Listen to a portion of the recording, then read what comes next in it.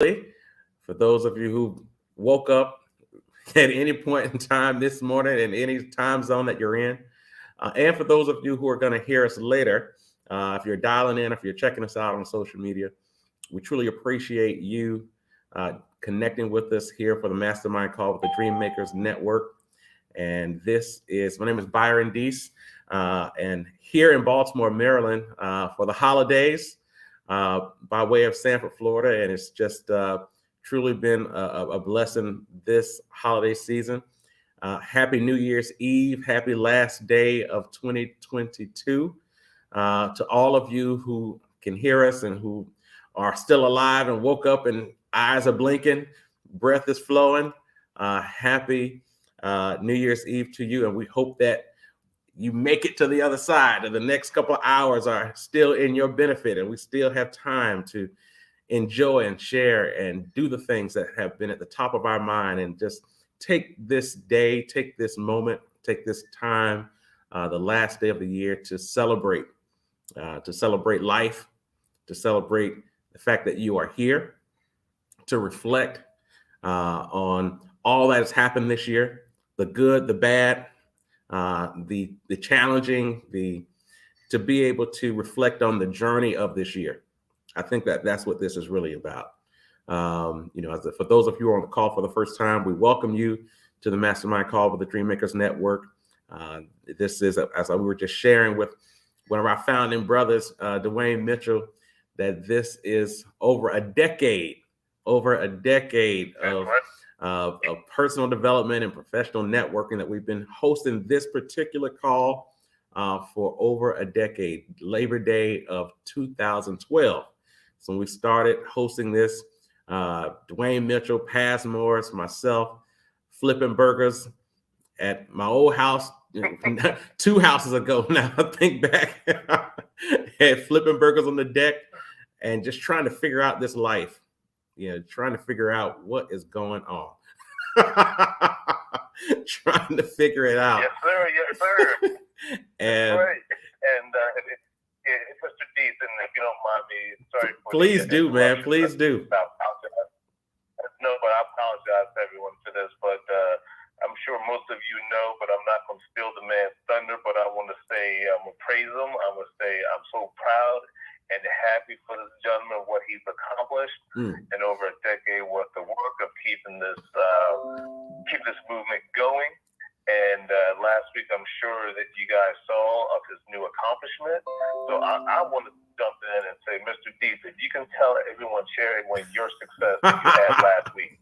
I don't want to steal your thunder. I want you to say it. But I'm so proud of this man and happy. I'm sure most of you know it, but I just want to hear it again from my man, Mr. Deese. Can you let everyone know what major accomplishment that you awarded last week? Oh, wow. Well, hey, man, man, it's just a blessing. So this week, actually, it was, I believe it was Wednesday of this week, was able to get sworn in by the mayor of Baltimore to serve as a trustee for the Baltimore Pension Board, which is all the employees of the city of Baltimore, the elected officials, the firefighters, folks who go hard for the city every day and are trying to make sure they have a sound retirement plan, a sound retirement structure, make sure the investments are working as hard as they are. So when they do finally say this is time to do something else or retire from that work, that they'll have the assets ready to go and live on those assets for the rest of their life. So I'm thankful for the opportunity to serve this city, and a city that all of you know has been a value and a big blessing to me throughout my business life, career, public life, the whole nine. And so this is just one way of me being able to kind of give back and support employees of this great city. So appreciate you, brother Mitchell, for shouting out. It was definitely a good week, and it was really good to be able to, it was actually we were supposed to do this about 2 weeks ago. And at the time, I was here for work, but Maria and Maddie weren't here. They weren't coming until later. So I was like, and then the mayor called and said, hey, I can't do it.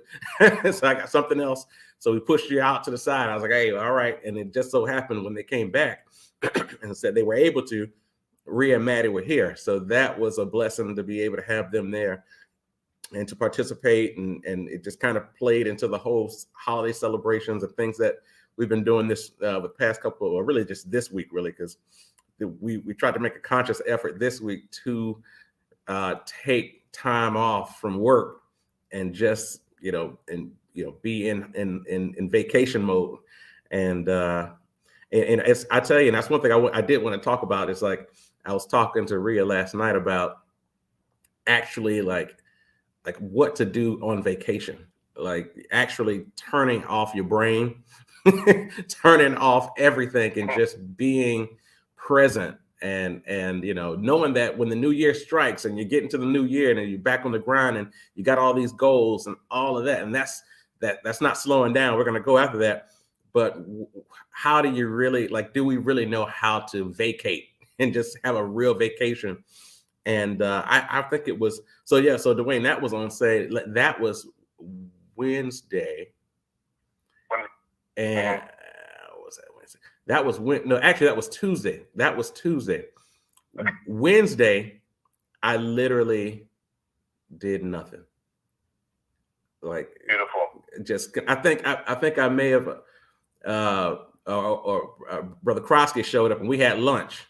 But after that, it was, I think I turned on like TNT and they had a series of really good movies. And I just watched all those movies until I went to sleep at like 11 o'clock at night. So yeah, man. I think that's just something that we have to really find time to do. It's hard for us, especially in this world that we have. Everything is so, oh, you got to do this in real time. And, you're getting buzzed here and gut buzzed there, and social media is waking you up for that. And you got to respond to this and all that. And I was like, no, not today. So it's been a blessed week. And today is the last day of the year. And so we're, looking forward, we're looking at the rain here. So we're hoping that the rain will stop so the fireworks can happen tonight and we can celebrate. We'll be downtown in Baltimore, is watching the fireworks from the hotel and just bringing the new year, and then head back to Florida tomorrow. So but I tell you, it's just that time, and I'll be honest with you, I say this is the last day of the year, so we just so happen to have a call, but I'm not putting together an agenda. I'm like, this is a time for us to jump on the line, talk about our year, what we learned, the challenges, the successes. Like, let's just give us an opportunity, each person, to just be vocal and speak up and say, hey, this is what we learned this year. It was different from last year, or it was a great year. It was a challenging year. It was all of that, and be able to kind of have your own, year in review.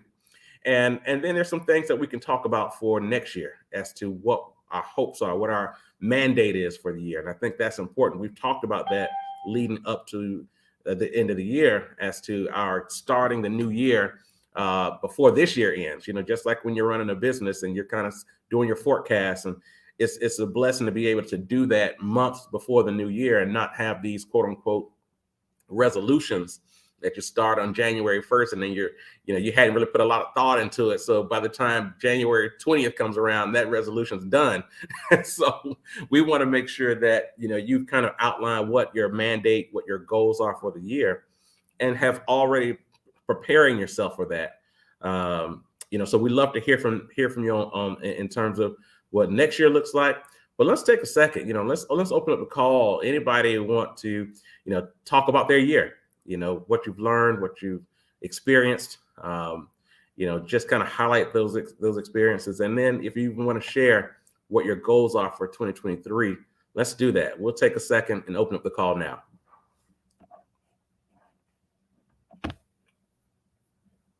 Hey, I'm sorry. Wait, Mitchell, I'm sorry. If someone else wanted to go, I didn't know if I cut anyone off or not. Nope. Okay.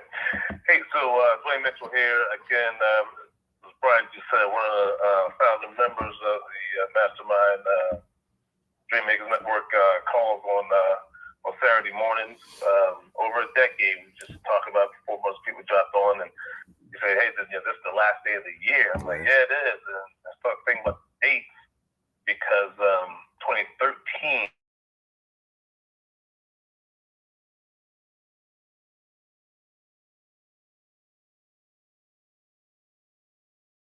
I heard this one of the gentlemen speak about play on words and your experiences and everything. And I said, oh, yeah, about 10 years experience. He's like, no, you have over a decade. And then said the power of words. Yeah. So, and that's going to lead me into what I've learned over the past year of 2020. And I'll try to keep it short. This one, as Brian was saying, like, what have you learned? I learned so much within my career, within my skill set, within my industry of luxury and hospitality. I tried a couple things this year with new businesses, new ventures, website development, a couple other things. But this year, I've learned a lot personally. And I've realized what's going on in your personal life, your personal agenda, your personal health, your personal mental, spiritual, and physical being, and how that parlays and how that is the springboard, your foundation for everything else in your world. So what I've learned was how to forgive, how to be the light, love, and have passion for anything, for everyone, anything you do in life. Wow. And with that being said, I'm 51, divorced, 2 kids. I have my kids this whole week, which is a blessing for me. I took off from work this week, like Brian said, because of these little gadgets we have in our hand called iPhones or what those devices are. Everything's at our fingertips, and we just got to learn to stop and be present and enjoy the moment. Who cares about TikTok? Who cares about social media? Because at the end of the day, who really cares about you but your loved ones, your family, your closest friends? Outside of that, I hate to say this, no one gives a rat's booty about you if you're here today or tomorrow. The reason I say that, since Thanksgiving, I'm getting personal here. Since Thanksgiving, I've 4 people in my life, in my world. 4. One of them was my mentor of 20 plus years. He was like my second GM that I worked for at Springfield, Illinois. 3 others, brothers around my age of 51 to 50, I think 5. Wow. One was a brother he was a Sigma that went to Maryland with, College Park, 52 years old. Another one was an executive chef that I worked in luxury hotels with. He was 54, I think. Another was a friend of a friend that my brother off with. He was like 57. Wow. And this is since Thanksgiving till like the middle of December. 4 people, okay? And once I realized this, if I die today or tomorrow, what's going to happen in the world? The sun's going to rise. The grass is going to grow. People are going to, post videos on TikTok. People are going to, do things with, their family, loved ones. But do people really care about me, Dwayne Mitchell? Very few people. So with that being said, why be in a state of anger or be defensive against someone because someone has a different opinion of you or yours, would be it, what's going on in the economy, what's going on in sports, what's going on at the grocery store, what's going on at the gas station? Why? To me, it's just 2020 has been like a very push pull type thing for me, and I just sat back and I'm like, man, I haven't seen those 4 people in years, not months, not weeks, but years. I haven't reached out to them on the phone. And I'm like, yo, yeah, they are in the next realm. They are living the next part of their soul. Their soul has moved on. But physically, we're here. Physically, Mr. Brother D says about, hope this rain goes away. You know what? I'm gonna love the rain because the rain is feeding the earth. The rain's going to feed those natural, hopefully organic foods that we, fruits and to fuel our body. So I don't care what it is. I want to love it. I want it to be. I want it to be my light. You know. So basically, long story short, that's what I've learned to try to look at things. You know, and here's another thing that I saw. Being on a bus, right? If you're driving, like say down, you know, I'm going to use like the Amazon River. What I don't know. I've never been there, but you know. If you're on a bus, there's two sides of the bus. There's a right side and a left side. Let's say that you're on the mountain, right? And there's one lane mountain, you go down the mountain. And on the right side, you're looking at the inside of the mountain, which is like, you know, the trees, the dirt, you know, whatever the inside of the mountain looks like. On the left side of the mountain, you have the beautiful view. You see all of the trees, the flowers, and you see the sun. The person on the left side of the bus, you know, oh my God, they're smiling, they're happy. They're like, oh, look at this beautiful view. It's gorgeous out here. You know, looking out that window. But if you're on the right side of the bus, looking out the window, only thing you see is the side of the mountain, the dirt, and that's it. And here it is. You guys are going to the same direction. You guys are going to the same place. But what side of the bus are you on? What side of the bus do you want to be on? And what window do you want to look out of? You want to look out on the left side of the bus with the beautiful view, the sun, the beautiful trees, or you want to look out on the right side of the bus where you see just a mountain in your face and dirt and be doom and gloom? I'm getting up. I'm on the left side of the bus. I'm looking out that window. So, and then that ties into what I'm going for 2023. I think some of you guys know, I don't know if anyone on the call is part of the group, Byron, that, you know, our health group. Yeah. But if anyone is on this call, you know, we're posting, and I encourage everyone to post. You know, I don't care if you walk a block, 10 blocks, 20 blocks, a mile, 30 miles. Just post about getting healthy. Yeah. So my spirit is now going towards health, eating right. I'm starting to eat, you know, better foods, from getting rid of that nasty, you know, processed stuff. When I go to the grocery store, I know it's gonna cost more. It's fine, but I look for the non-GMO. I look for the, you know, organic. I look for stuff that's better for my body, my fuel, my light, my love. So one thing that I want to encourage and I want to get on top of for 2023 is everyone in my realm, my community, to let's get healthy together. And that's going to be my tagline. That's because that's going to be our light. That's going to be our love. That's going to be our passion. So that's your mandate. All up. Sorry, Yep, that's a mandate right there. Yep, there it is right there. So, and hopefully, you know, the fuel that we put in our body, the energy we have in our body, hopefully that's going to shine out on light. And then that's going to take us to have a better mind, body, spirit, looking for what we do within our own goals, as in our financial goals, as in our physical goals, our mental, spiritual goals. You know, I want everyone on this call and everyone that we are associated with, family, friends, hey, you know what? It's not worth it. It's not worth being upset over something that doesn't care. It doesn't matter. What matters is you're being present with that person as long as you can when you're with them. So if you guys sit at the dinner table, you watch a football game, if you're talking, put that phone down. Yeah. You know what? It's like when you walk in your house, what do you do? Well, at least that's what I do. I take off my shoes, I put my house shoes on, and then I put my keys in my wallet at a certain place. Because I don't need it. Because my keys, you know, that's my vehicle. It gets made to be. My wallet, that's my license. You know, a couple of personal things I have in there that I need once I go to those places. I'm home. You know what? My kicks are off. I put my house shoes on. I put my comfy clothes on. Now I just want to be present within my realm. Yeah. Same thing with the phone. I get it. We got to do a couple things. But do we need to be on social media 24/7? Do we need to post this, post that, or see this, see that? It's nice, but maybe we should just dial it down just a little bit, you know what I mean, and to be present with our loved ones, because tomorrow is not promised. That's right. Hey, Dwayne, real quick, just just like last night, so me and Maddie went to Crafty Crab or somewhere like that last night, and so and so we were getting out of the car. She's like, I'm looking for my tablet. I'm like, what do you need a tablet for? Like, what am I, chopped liver? Like, it's me and you. Like, we look. Like, what am I, like? Just like, I mean, you know, how do you think you make me feel? You said that, like, look, well, I need my I need to connect with somebody else other than you. Right. Like, Right. is that what you're saying? Right. Yes.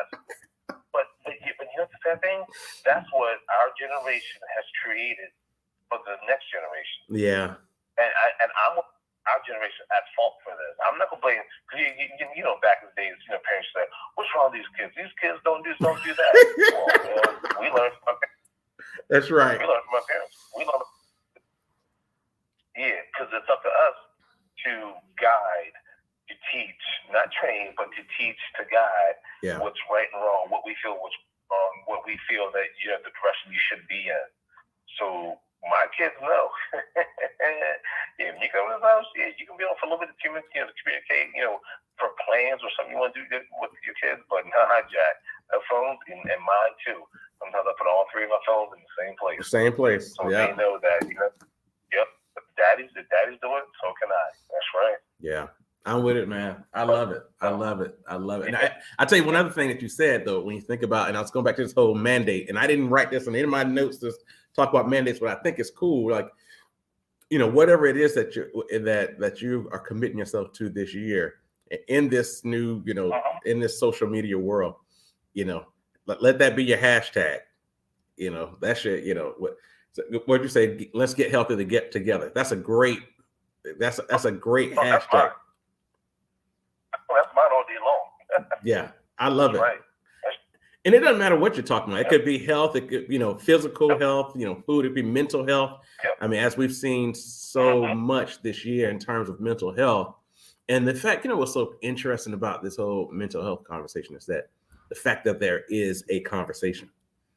Like the fact that we actually have these conversations. You know, that wasn't something that we did. Like, you know, I remember growing up, we used to be like, man, she a little crazy. And that was it, right? That was the extent of the conversation. You were like, yeah, you know, he a little crazy, right? And that was it. You didn't say anything else.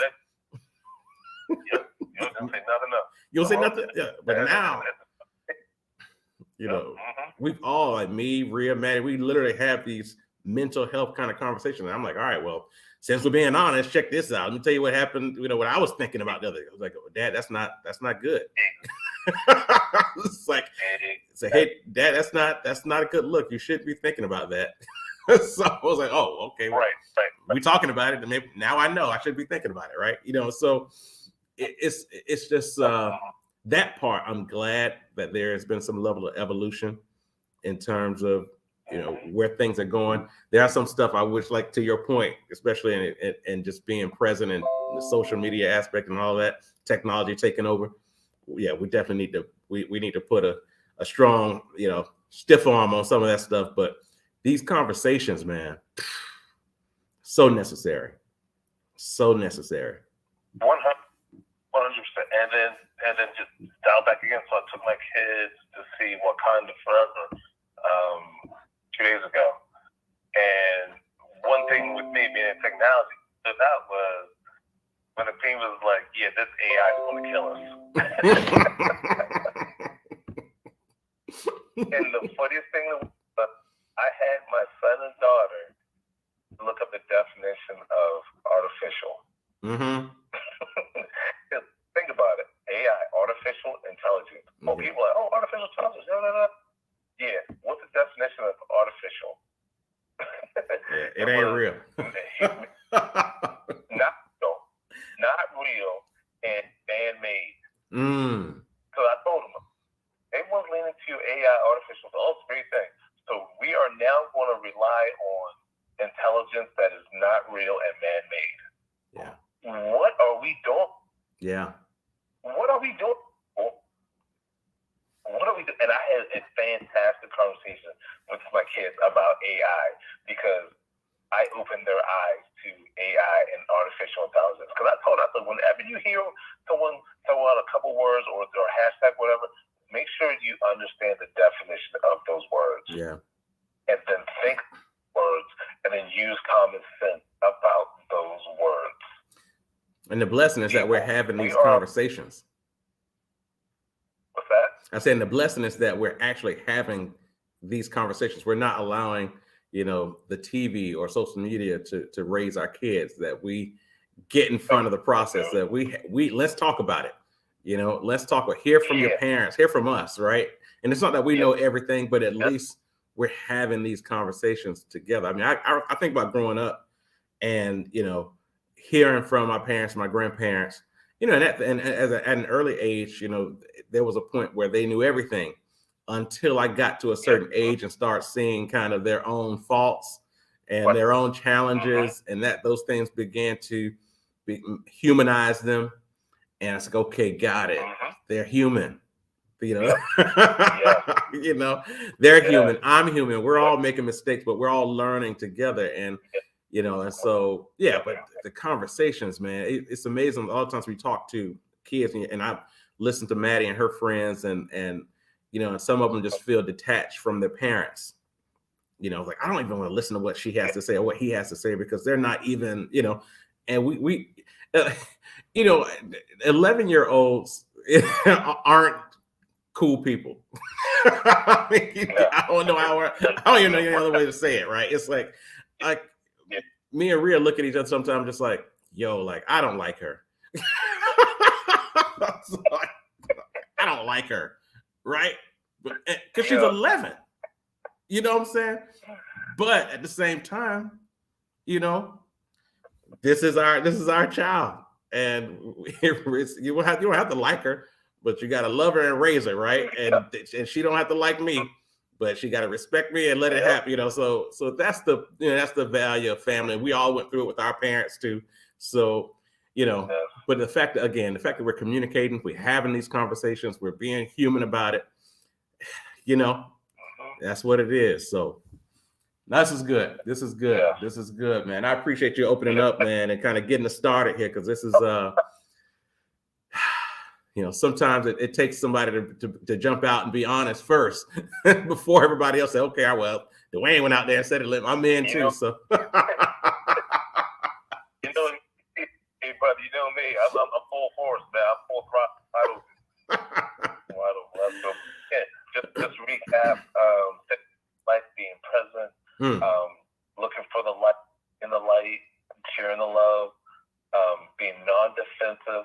I'll also found that most people are defensive because they don't fully know how to communicate. They don't know how to express their thoughts in a comprehensive manner.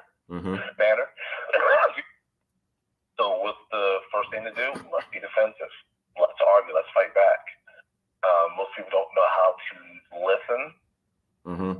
Most people don't know how to accept, I don't want to say critique or criticism or something like that, but most people don't know how to accept when someone is bringing out your faults or inabilities or capabilities.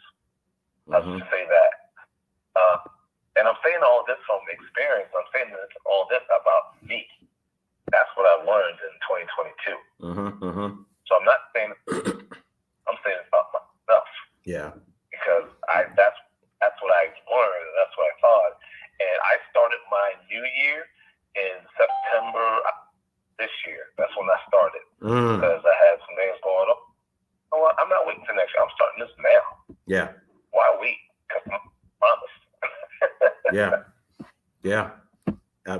September, end of the year, October opens up a brand new year fiscally, so let's just may as well do the same thing.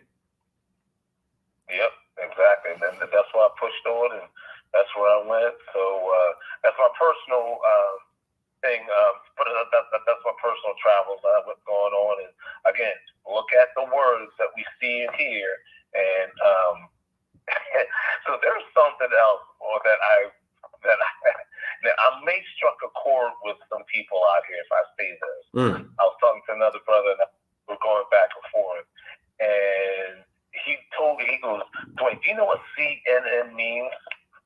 And please don't shoot the messenger, okay? I'm supposed to say, don't shoot the messenger. But when he told me this, brother, and I just started laughing. I'm like, wow. And I started doing my own research. He goes, do you know what CNN really means? I'm like, what? Controlled Negro Network. Oh. Wow. I'm saying, like, I remember when Wow. when seeing, I'm like, isn't it cable news network, or Yeah. I was like, wait a second, yeah, I remember. I was like, wow. I was like, come on, brother. He goes, man, he's like, if you listen to that show, they're controlling us, man. They're controlling us, I'm telling you. I mean, my mouth just dropped. Like, wow. But you know, that's an important, wow. That's actually a really good point, though, in terms of like what we are allowing, we're feeding our mind. And I got a notification the other day from, I guess just like an email that's from Audible that said I had 11 credits. I was like, what?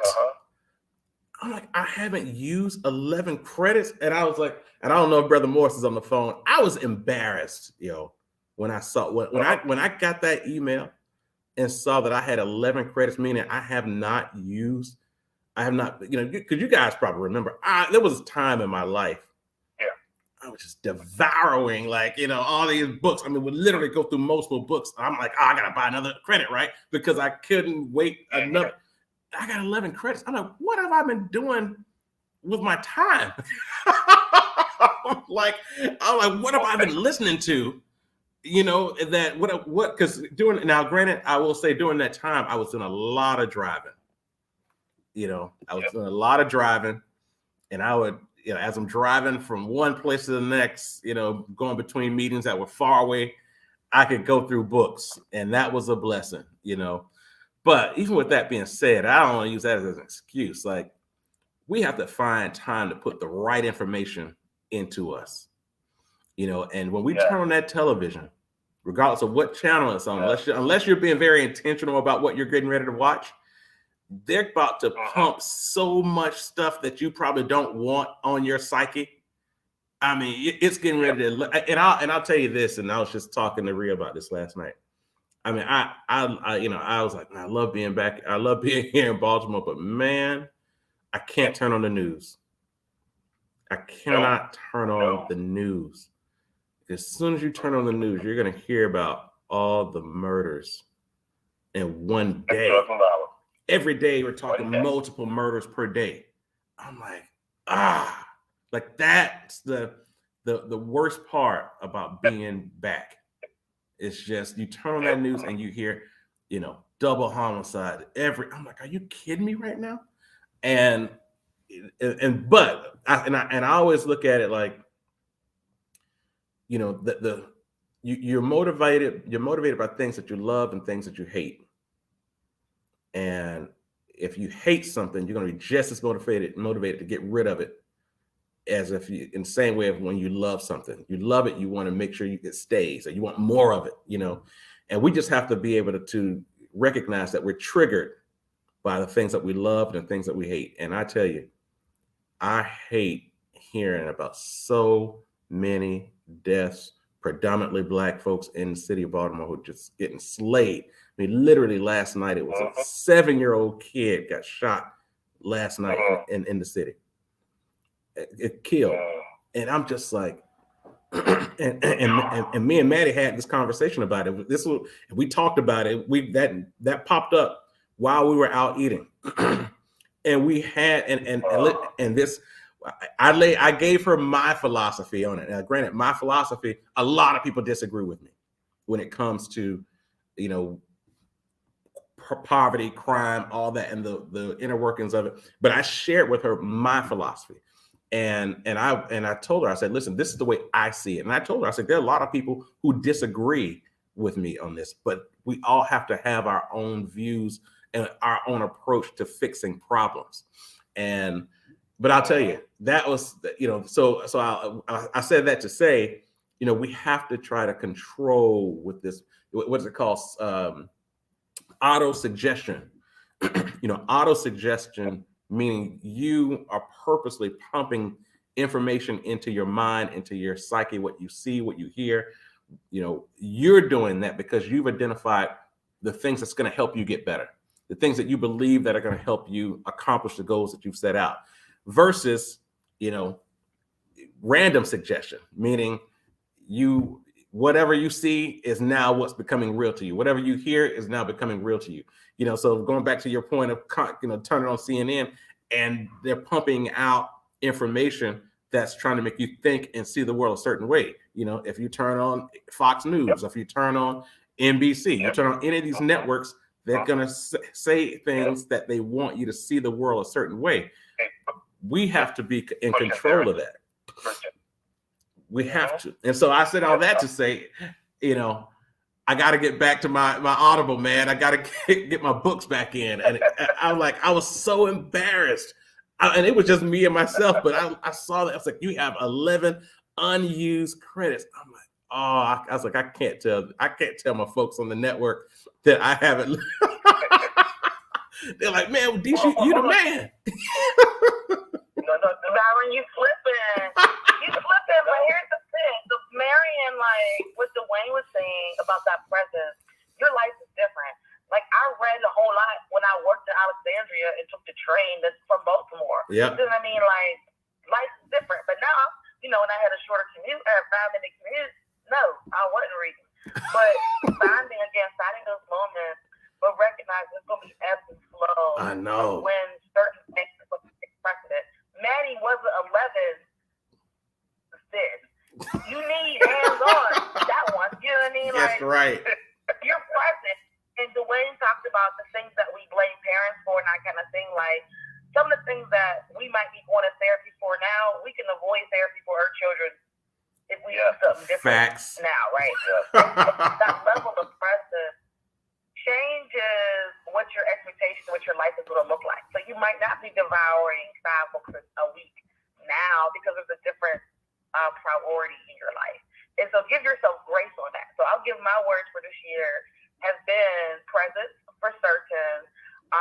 Confirmation has been the theme of this season, and recognizing that God has given me my purpose.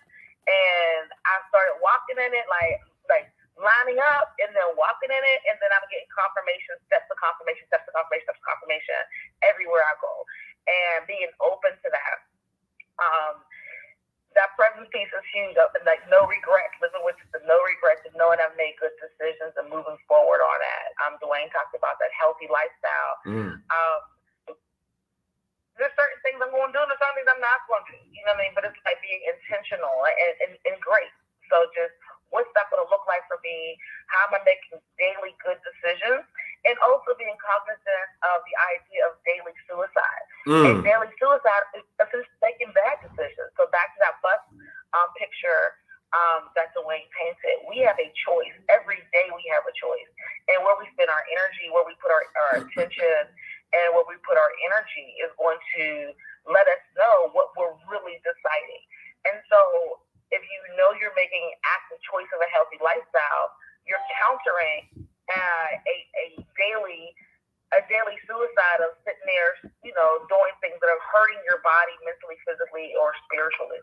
And so every decision you make is through the lens of, is this giving me life, or is this the creation of death? And it's really that basic. There's a scripture. I'm not a scripture quoter, but the choices of the power of the tongue. You're making the choice of life or death.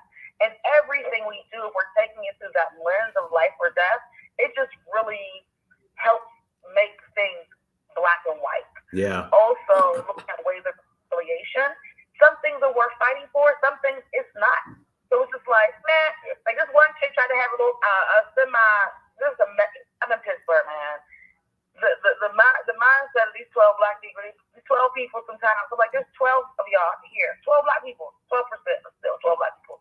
We don't have the energy, time, or space to be petty, to be elitist. Everything that everyone does impacts the other, right? And so there's relationships that need to be healed, but there's some that don't even matter. It's like, I can't even deal with you right now. Your energy or the time it would take for that ain't worth mine. So really being honest about where you're spending that, and is it worth it in that moment? And some of it isn't. Like, there's people I want to see, I want to drop it on site, but I can't. Right? It's not worth it for so many reasons. And I literally take myself through these things like, it's not worth it. You might hurt your nail. You might lose That's and right. so being intentional about that, and being positive is really, for me, it's like that focus on positive. I can't be sunshine if I'm sad, if I'm not dealing That's with right. my mental health, if I'm not being honest about where I am, where am I checking in time, where is your psychological fortitude today? How much can you take? Are you allowing yourself to be present with your emotions? You know, no, I don't always feel great, but what do I do when I'm not feeling great? And having a plan in action, like what do I read? What's going to take me back to 10 and 8 to 9 if I'm out of 2? But accepting myself back to, but then knowing there's things I have to do to not stay there. And so again, having those plans and recognizing what's important and what's not important. You know, I'm so grateful for the relationships that I have. My father passing, I had folks flying up here from Carolina, like, okay, we're gonna be here at this time and this time. There's my flight. What do I need to do? You know, certain things I didn't have to work about because my girls had it. My family, my friend family had it more than anything. Yeah.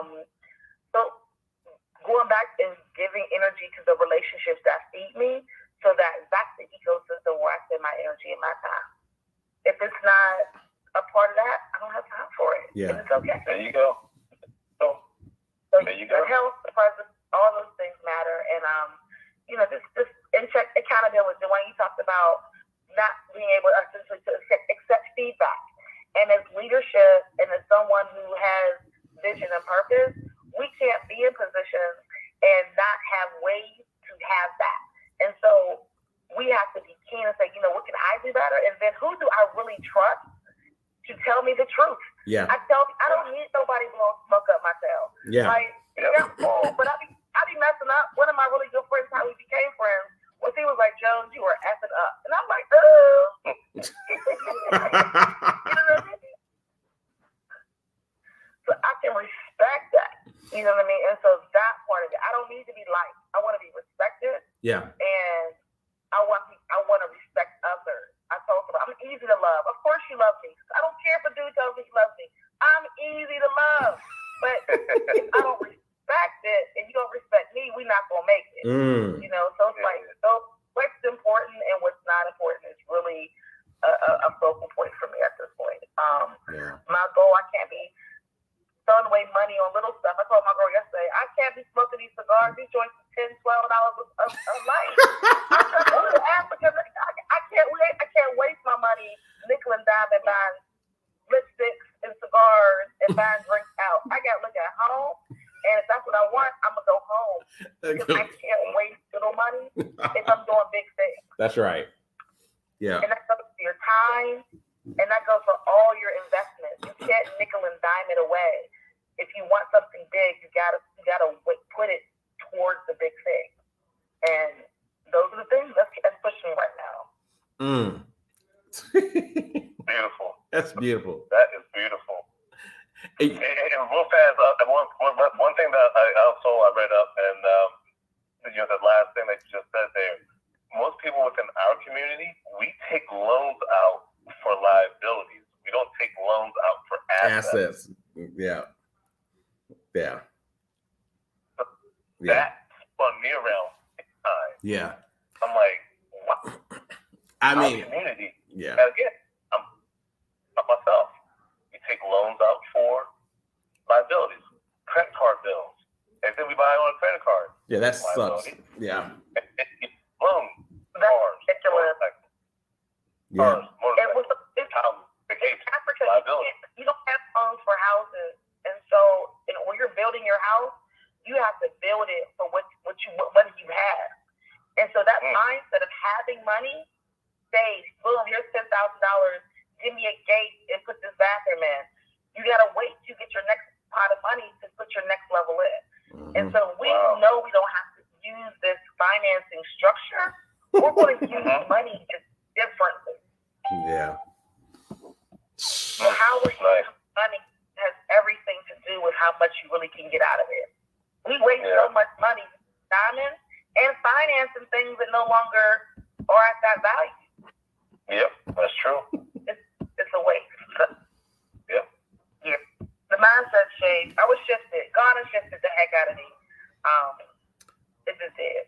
And it was confirmation. Everything about it was. So I got to tell you, Ty, ever since you came back from Ghana, my feed on Facebook and IG, it's just a bunch of friends in Ghana. Like as we speak right now, I mean, I probably can name possibly 10 people who are there right now.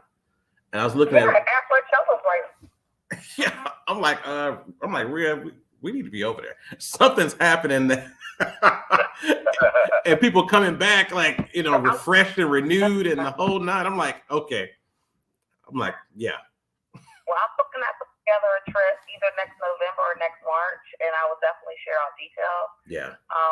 The way that I'm hoping to structure it is that we're able to have some conversations with some expats who are there, and people who are who've done it over time, and some people just made a transition very quickly. Yeah. When I was there, I got to hang out with one of my there. There's all types of ways to make things work, but I want to be very intentional about having some conversations with Americans who are there, who are doing dual citizenship, and who are planning on creating a retirement plan based upon living there long term. So I'm working on it. Let's have this conversation right now, right? Because I real quick, and this is something I was sitting here in my brain, like, should I bring this up right now? But we're here, right? So I have a client there right now in Ghana, and then another one just went, so they're all there, right? And so I was like, hey man, keep your eyes and ears open, because I got this vision. I'm like, I got a couple things, and I think Bonnie's on it. She knows I've been talking about this for a while. I got a couple of big things I need to talk to Disney about.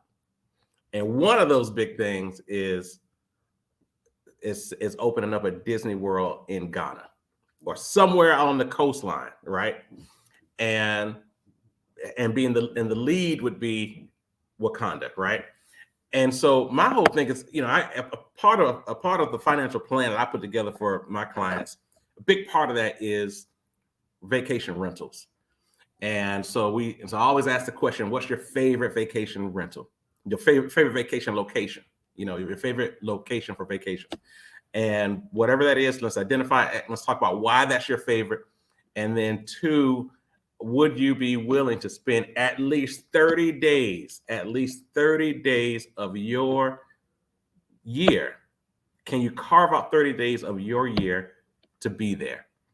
And that's important for a host of reasons. But the point that I want to make is, we think about, a lot of times folks say, I want to go to the coast of Florida, or they may go further down. So I want to go to the Caribbean, things like that. And my thing is like, man, to be able to introduce these types of strategies, vacation rentals in Africa, whether it be Ghana, developed countries, along the coastline, the same coastline we're talking about, the same beautiful waters, just from a different perspective.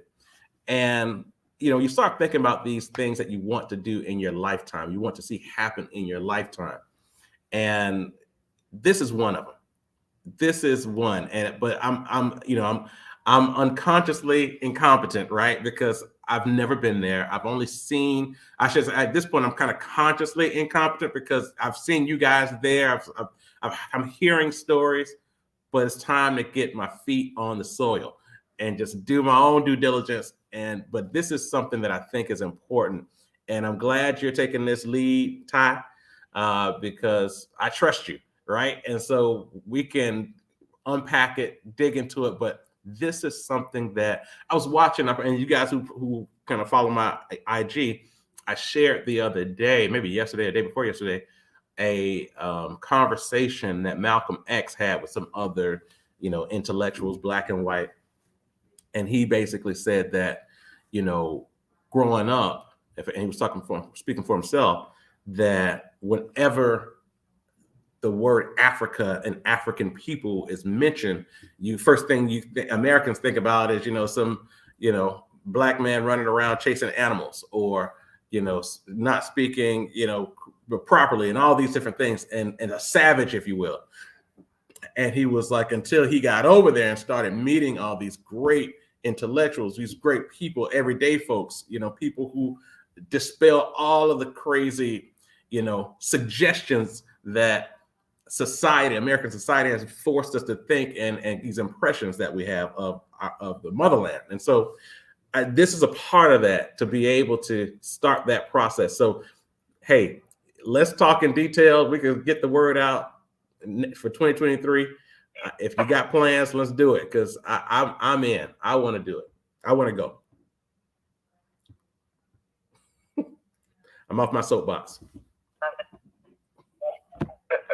Good morning, everybody. How y'all doing today? Brother Bass, how you feeling, man?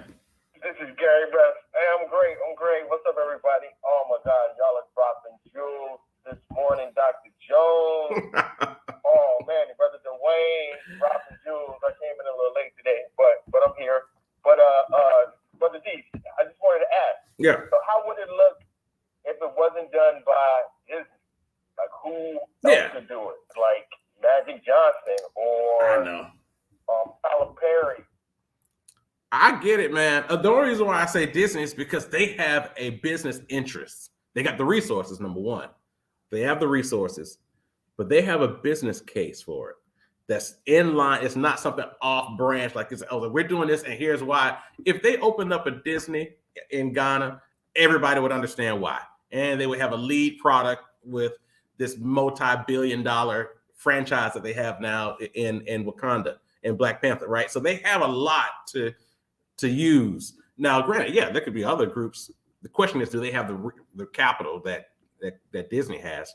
You know, and because like if a Magic Johnson, if other brothers, if a Robert Smith or somebody said, hey, we're going to do this, they still would need to raise some more money. They're like, hey, all right, we need you guys to come in on this with us. Disney has opened up, theme parks all around the world. And some of those theme parks have not done well. But this would be a great case study. They didn't have a lead. Like their lead were like princesses and things like that when they went to Tokyo and when they went to, Paris and all that. But this would be a great case for them to do it. But yeah, I mean, other people could do it, but we would have to really sell it to them that, hey, this is why you should do it. They have a case, and stock price isn't doing that well right now, right? So they have to find other revenue streams, and this would kind of kill a couple birds with one stone. But that's my thought. I think they should be the lead driver, and then other money would follow if they did it. But that's my thought.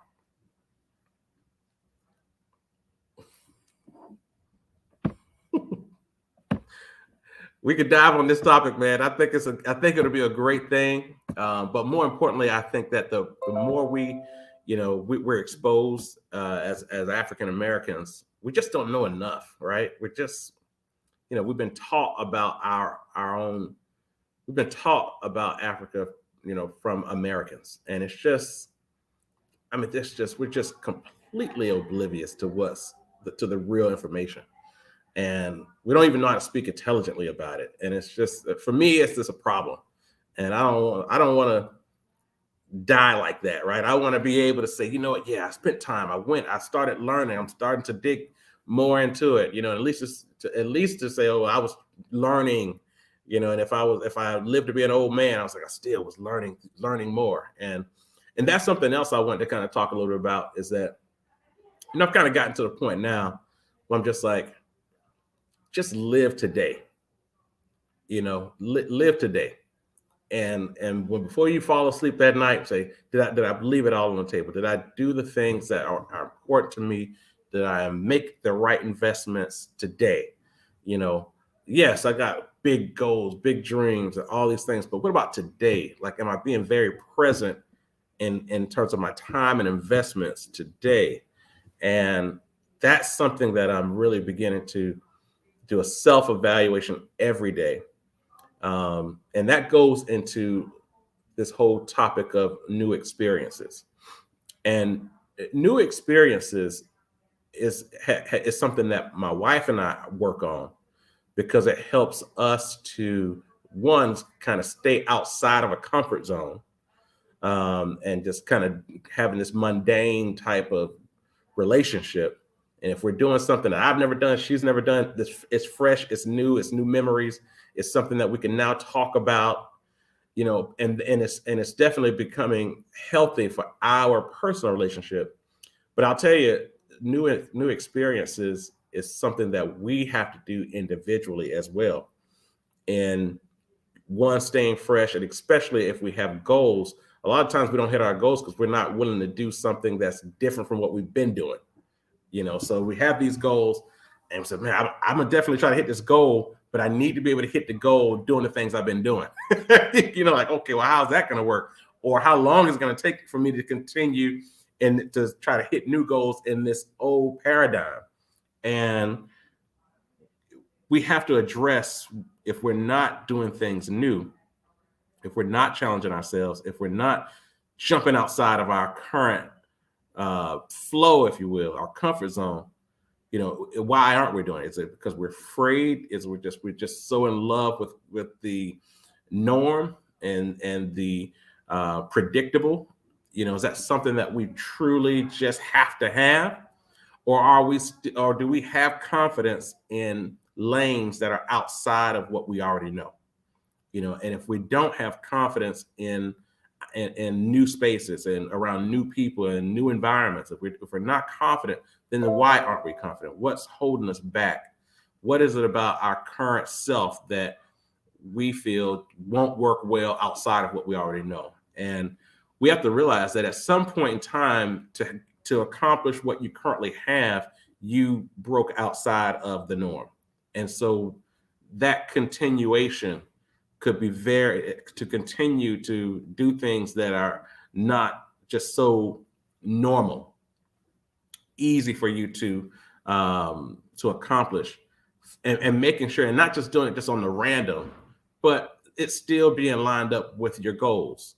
And I do know people who just kind of like, I'm just going to do it because. I remember when I was living in England, just about their whole concept of, a lot of people who I met, their whole concept of life was experiences. I remember working with this girl, and she was roughly my age, maybe even younger, but she's like, yeah, I'm only working here, for about 3 or 4 months just to save up money, because I'm gonna travel, I get on a boat and travel to like Australia or something like that. And it was like, what kind of boat? Like yeah, just like a normal vessel. It wasn't like something grand.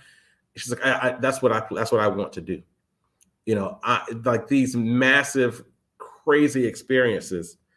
And I just think that we just, especially in this country, we could easily get into a flow. Our society is built on repeating the same thing, following a certain system and repeating that system and that thing all the time. So you can have these kind of broken out, predictable classes. And, it's just one of those things that we have to, if we want to stay, one, if we want to pursue goals, but two, just to keep your life fresh, and it doesn't matter how old you are, how young you are. Literally, it doesn't matter, and it doesn't have to be drastic. But what are we doing today that you can identify as a new experience? It's like, you know what, that was something new.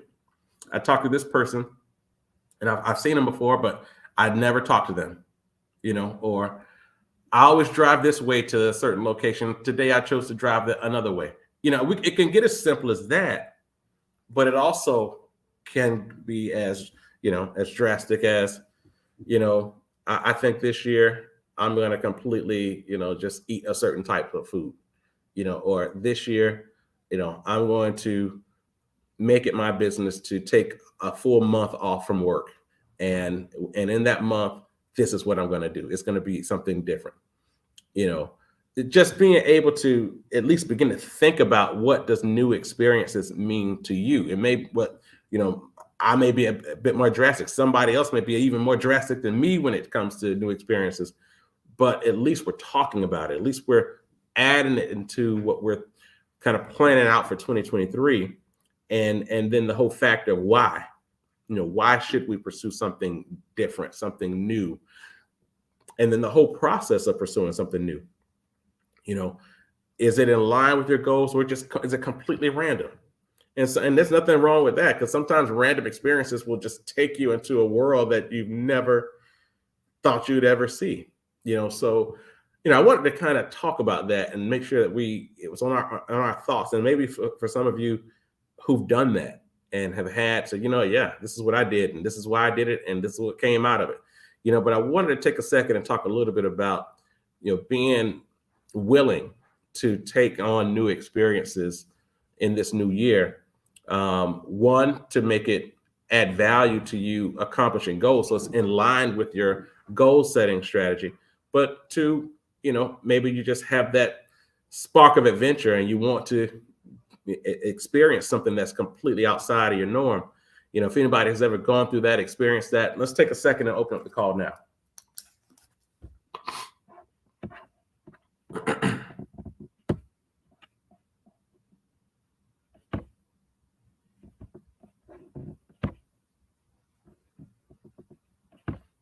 And same thing online. What's going on, everybody? This is Gary Best again. Oh, Garrett, jump in, man. Yeah, sorry about that. Hey, man, sorry about that, man. I wanted to respond earlier to what you said, but I got distracted for a second. But I don't think this is the right form to talk about that, man. But I would love to brainstorm that idea with you, brother. I think there are some different approaches that can be taken. So we can talk about that, offline. But on the topic that you just mentioned, I don't know if you guys know, man, but I've been down here in North Carolina for like the last 2 years, and it's been a challenge, man. So I got some fam back in Baltimore, and I was telling them, I was like, man, I'm seeing all these opportunities down here. We can just like regroup, and everybody just move down here. We can buy some land, build some houses,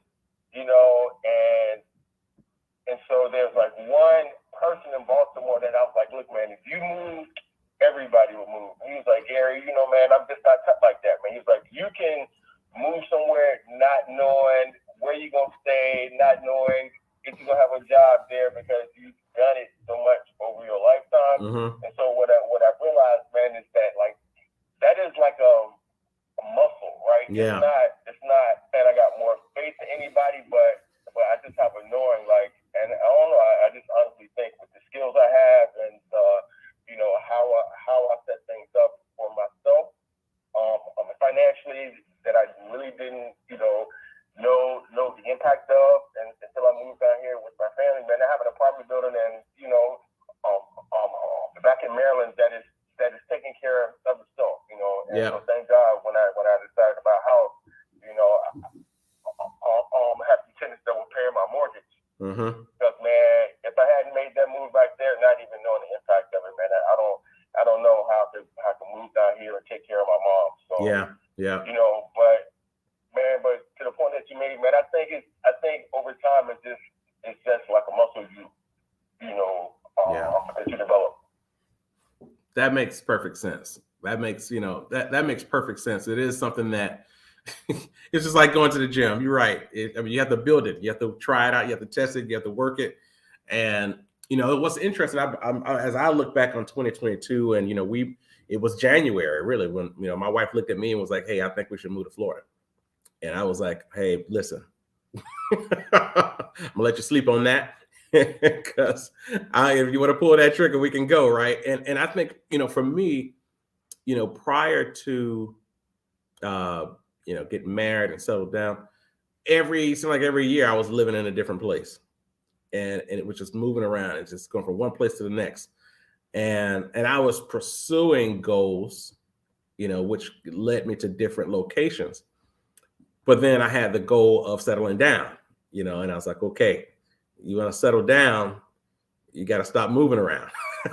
So I think, and I bring that up is because, and after settling down, roughly a decade of just, okay, this is where we are. And moving here this year, moving to Florida in 2022, when that was part of a goal also, because once that was seen as the objective, then we started looking at the why behind it, and to be able to be home and closer to parents when things are going on, mom having back surgery and all these different things, and supporting my sisters and trying to be there, and my brother, and so that was important for me. And then, trying to figure out how do I make this make sense for my girls, for Rhea and Maddie, and trying to get them acclimated into it. And so there are risks out there that sometimes we don't want to touch, like, that's too much of a risk. And you have to kind of assess it. And sometimes when we don't talk through risks, it's like it's just in your head, and you don't communicate that risk with other people, with the people who you think will be affected. And so going back to your point around the muscle, that is part of the muscle, activity is what are the risks that we see are just too big? And is it a situation that's just flooding around in our head, or are we actually unpacking what the risks are and what's the downside? What are the opportunities? When I get there, how things going to be different? And and I just was sitting here thinking, we purchased a home there, but at the end of the day, we purchased property. Opportunities could pop up and say, hey, Deej, you got to come back to Baltimore, or you got to go to somewhere else. That's still an asset that we have in Florida, and so, and it's a situation of, all right, well, what do you do with the asset? You keep your asset, can we create cash flow from the asset? Can we, and so you start thinking about this whole long-term picture. Are there short-term things that we can do now that will add value to our long-term goals as well? And that's the reason why, planning is such a positive thing to do. 2022 was also the year, I shouldn't say 2022, but 2022 really crystallized the financial planning division within our firm prior to this merger that happened, as you guys know, back in May, of our accounting division. But because we had an organized strategy and structure around planning for our clients, it increased the value of the merger, because we were able to take an actual sound product and bring it to an already ready client base who just didn't have that offering. And so we have to kind of think about, what do we know and understand that we can say, this is something we created, and it's now an asset? Because if other people knew about these things that you already have in your mind, you already kind of do, but you haven't packaged it in a way where it could become a sound asset, and you could tell somebody about it, like, yikes, how long have you been doing this? Or how long have you known about this? Like, we have so much capital in our mind, and it's intellectual capital. But the question is, how do we take intellectual capital from our mind, organize it, package it, and then bring it back to bring it to the market, and create an asset? And so, and that's what I spend my time now doing, that in the space of asset management, and talking to folks around, what do you know? What do you know? What do you understand? What comes easy to you that may not be so clear and easy to others? Let's talk about that. Let's structure it. Let's prioritize it. Let's put an operating agreement to those things that you already know and understand. Let's package it. Let's wrap it in an LLC, and let's take it to market. And then here's the why. And it's focus on, how can we create a cash flow stream around this? What is the revenue objective for this new thing? And then you begin to organize your time, organize your year around the marketing and management of this new asset, this thing you just created. Just like when we raise a baby is birth, and now we raise that baby, and we have plans throughout the year for that baby, who now becomes a toddler, who then becomes, a child, who then becomes a tween, who then becomes a teen, who then, it's the same thing. And I want us to go into this new year with an asset-minded focus on creating assets. And how do you create an asset? You take the things that you already know and understand, and take it from mind to matter, from nothing to something, right? To create a tangible product, a tangible service out of things that you already kind of know.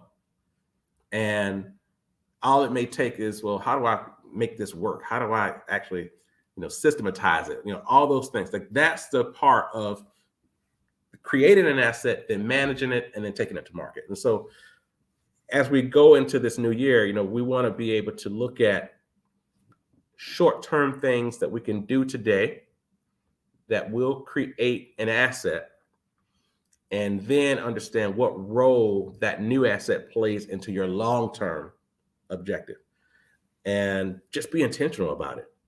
You know, there's so much value of the people who are on this call, the people who are listening. I mean, you guys know a lot. You know so much. You have so many experiences that you can easily share and communicate that could be life-changing to someone. That's that you have the pill. You have that bit of information that somebody's looking for.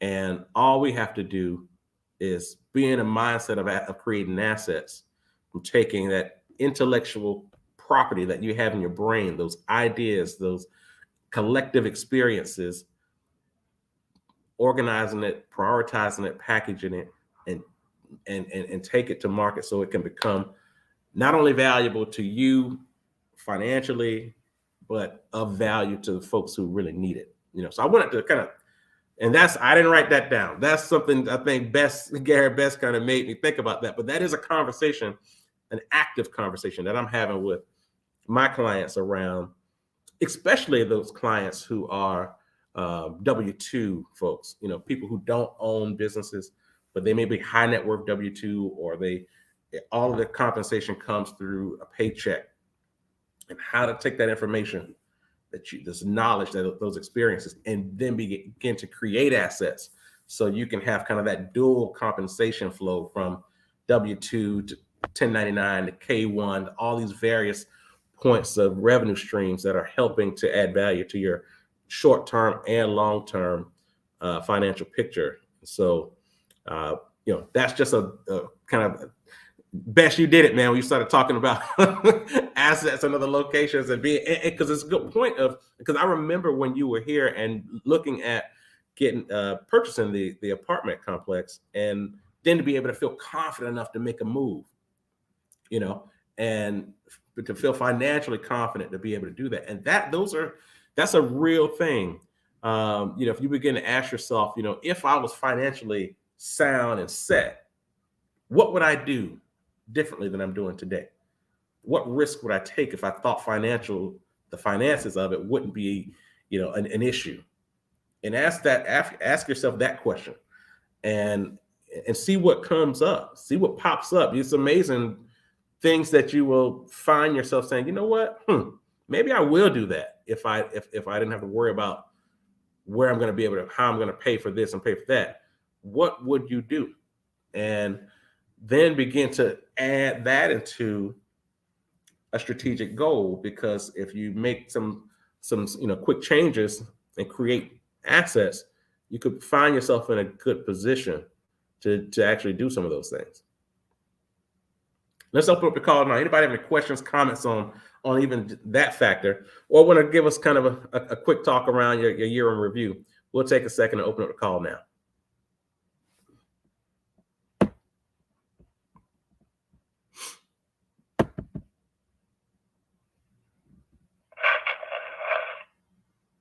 Hello, my name is Cynthia, and I am asking you to the call. Good morning. Good morning. How are you? So thank you guys. Good morning. I am lovely. I want to thank you guys for basically just confirming a lot of things that I'm learning even within myself. Emotional healing, also stepping out in faith and allowing God to be able to move. I know that is something that I was fearful of, and fear is definitely something that I feel like I am conquering now in 2022. Is even though you may feel fear, still walk through it. Don't allow it to stop me, and that is something that that has crippled me for many years. And once I started to understand exactly what fear is and how it's not of God, I said, you know what? I'm just going to do it. And I stepped out on faith, and I opened up a credit repair company. And I said, you know what, Lord, I know what business it takes time to progress, but I'm going to do whatever it is that I need to do to get there. And also a ministry, I said, you know what, I'm going to open up a ministry and be able to talk to people, especially women who have been through past trauma and being able to express how they feel. Because the thing is, we call her a strong Black woman. At the end of the day, we're human and we go through things. But if you don't express it, if you don't be able to communicate with other women just so they can see that you're not alone, it makes that much of a difference, allow you to keep pushing forward. So I opened up that and I said, you know what, even though I was fearful of it and I don't know what God has in store, how he's going to put his hand in it, I'm going to keep doing it because this is what he told me to do. I'm going to be obedient and do it. So stepping out, even when I was feeling fearful, I still did it. And just watching him move in my businesses. Also, for 2023, I'm going to be more grateful. I'm going to stop being so hard on myself. I think that's the thing. The world already put a lot on us to be perfect, right? Yeah. Especially with social media. I know you guys are talking about that when it comes to young children. Like, they think they have to look a certain way or act a certain way. At the end of the day, you're not being your authentic self. Yeah. And once you realize exactly who you are and whose you are, you can be able to walk in purpose and walk it in confidence. And people can accept you for who you are. And even if they don't, that's fine. But at the end of the day, you have to accept yourself. God accepts you, then you accept you. And that is my thing for 2023, is to accept myself, stop being so hard on myself, and embrace the moment. I know you guys are talking about being present. You always think about the future and wanting to make a certain amount of money and wanting to be there, which is nothing wrong with that, but you have to take little steps first in order to get there. You know, and that is my thing, just making weekly goals. And even if I don't conquer all of them, check out the ones, celebrate the ones that I did accomplish. Yeah. And continuously do that, be consistent. So that is what I'm learning for 2023 is gratitude, set goals, and enjoy the moment. Well, listen, I'm so glad you shared that and even led with the fact that you started your credit restoration business. Because listen, that is I need to talk to you offline. It's interesting. I actually had a conversation earlier this week with actually another business partner, and we haven't started this business together, but in 2023 we are doing a project together where we do need that in that early stage of our client development, where we need credit repair, and for our clients and new clients. Oh, that would be such a blessing. And so I would love to talk to you just about your strategy and the service, the business, because that's a big part of what one thing, and I'll share this with you guys. One thing that as we look into 2023 and beyond, and this goes back again to taking ideas and making them practical to more than just you. You know how we do with ideas, like it's just, we love the idea, we fall in love with the idea, and we think about it all the time. We may share it with people we probably shouldn't share it with, and I want to say that because sometimes we talk to people about ideas and they have, and it could be people who are just kind of your friends, your family, but that's not in their space. And and you can find yourself very excited about that idea. And they're like, you know what? You should not do this. Because they may be like, hey, listen. That's why they say, don't let your left hand know what your right hand is doing. You know what I'm saying? Like, hey, it sounds like what you're getting ready to do is going to take away from what we have going on right now, right? So you have to be careful, especially in the early stage of what you're building. But I say all that to say, I've had some ideas and I've shared this with some people who I knew it would benefit their operations, and said, hey, listen, this is what we're working on. This is what we're going to do. But there are some holes that we need to plug before it can be fully a sound engine, if you will. And one of those holes was the credit repair piece. And so I'd love to talk to you about your background and the whole nine, and then even some ideas around, because when we start thinking of, we start thinking about target markets and start thinking about entrepreneurs, helping them to scale, get capital, but they've had credit issues. They don't have the business credit yet, but they have a great idea. Actually, in some cases, they may already have a business that's rocking. They just need to scale, right? And so that's a point that, so I'm glad you shared that, just your background in business. Of course. And everything else that you've talked about Yes. is in line with what we really care about as a network in terms of just really being able to, look at fear as something that's not something we should care about. It's not something that we were created to even, so if whenever we feel that early, oh my God, I should be nervous. Or, oh my God, I'm scared. That's the enemy talking, because God did not create us to have the spirit of fear. Of course. It's the enemy. Not at all. Right off the jump. But we have to have those triggers in our mind that says that reminds us that this is the enemy trying to get in the way of what we're pursuing. And, and so he knows exactly what's going to happen later on down the line in the deeper to it. if you He's like, let me stop this in the work right now. let me stop it right now. Mm-hmm. Let me stop it right You now. gotta keep pushing forward. Gotta do it. You gotta do keep it. pushing forward. You gotta do it. You gotta do it. And I always say, So yes, I will. yeah, and I have your information here, so I'm going to contact you offline, because I think that that this is something that you could maybe be very helpful to what we're trying to build. But yeah, I tell you, when it comes to, we have to really check ourselves and make sure we have. I think it's Paz who talked about in past calls how, he has these reminders on his phone. His phone will remind him to do things that our mind doesn't just automatically do. We kind of know it, but we don't have a system to remind ourselves, right? And so, he'll have a phone to go off at a certain time to remind him to be thankful and for gratitude. Phone to go off at another time to remind him that there is no fear. We should not be afraid, but we should boldly pursue, and just having these daily throughout the day reminders, these notifications, these things that, you're a child of God. And what does that really mean?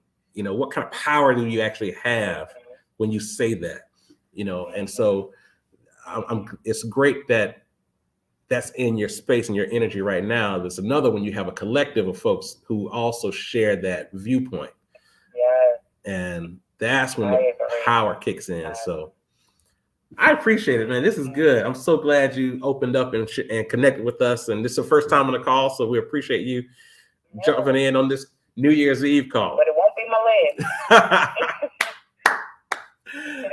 It will not be my last. Yes, most definitely. I'm grateful that you guys and your expertise and just being able to understand that I'm not alone. We all are going through, we all are still growing, regardless of how old, how young, experiences.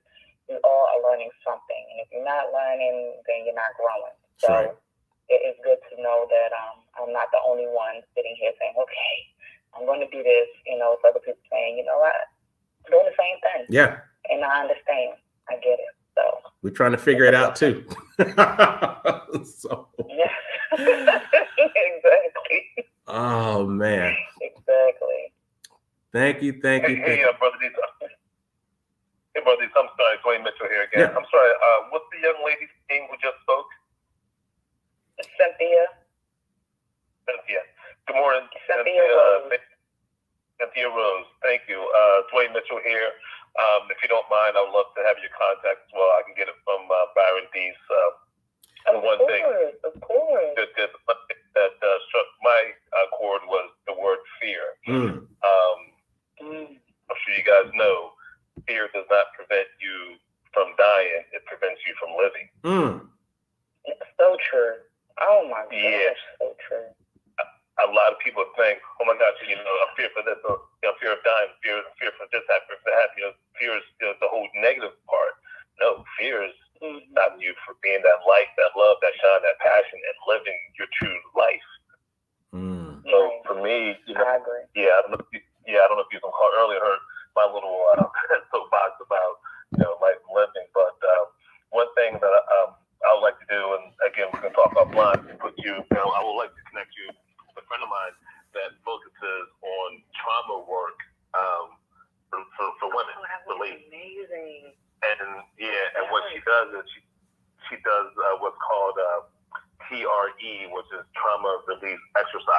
And yeah, and that's the thing that helps men, women, but right now she's just focusing on ladies. That's her world. That's her area. And because for her it was a lot of personal trauma that she and her family found for the last, I would say, 30 years. So she's trying to combat. There's her project is called the Warrior Princesses Project. And without getting too much into that, because that's her world, her business, and I'll let her discuss that with you. But yeah, it's called, there's a website up for it called the Warrior Princesses Project. And I think it could, with what you're doing, I think you two ladies could work together and help each other out and lift each other up within that. It's very deep. It's very, and sometimes I don't like using this word for this, but it's heavy, but it's emotionally, it's just emotionally, and my heart goes out for people, humans, ladies in particular, because I have a 14-year-old, and like Brother Prime was saying earlier, I have an 11-year-old, and I don't like her. But then this week I want to strangle her. I love her. I love her. I love myself. But man, I wouldn't put my hands around her neck and like, young lady. But I understand. That one, that's not allowed. But two, it's a process of being a little girl developing into a teenager to potentially be a great woman. Yeah. So I have to stand back and sit back and say, because I don't know how this being a young lady, I don't know how this being a woman. Especially in this era. Yeah. Yeah, I'm clueless. On that. So I have to catch myself. But again, thank you for for doing the call. Thank you for sharing with us. Really appreciate it. But I'm glad you said a couple words that my ears went out. I'm like, okay, the purpose of this is to connect people. The purpose of this to help everyone get along, help each other out. And so again, we could talk offline about it, and hopefully you and my friend, you guys could just help each other out and to see where it could go. Yes, most definitely. Support is so important, especially right now. I think that's the thing, for your daughter, is like this era is so different compared to me growing up. I'm 37, so the 80s babies, it was we had to be independent. We had to, parents were out there working and all those type of things. Yeah. But now it's like we don't understand what it is as a woman to see a child grow up in an environment where it's like social media is their main focus.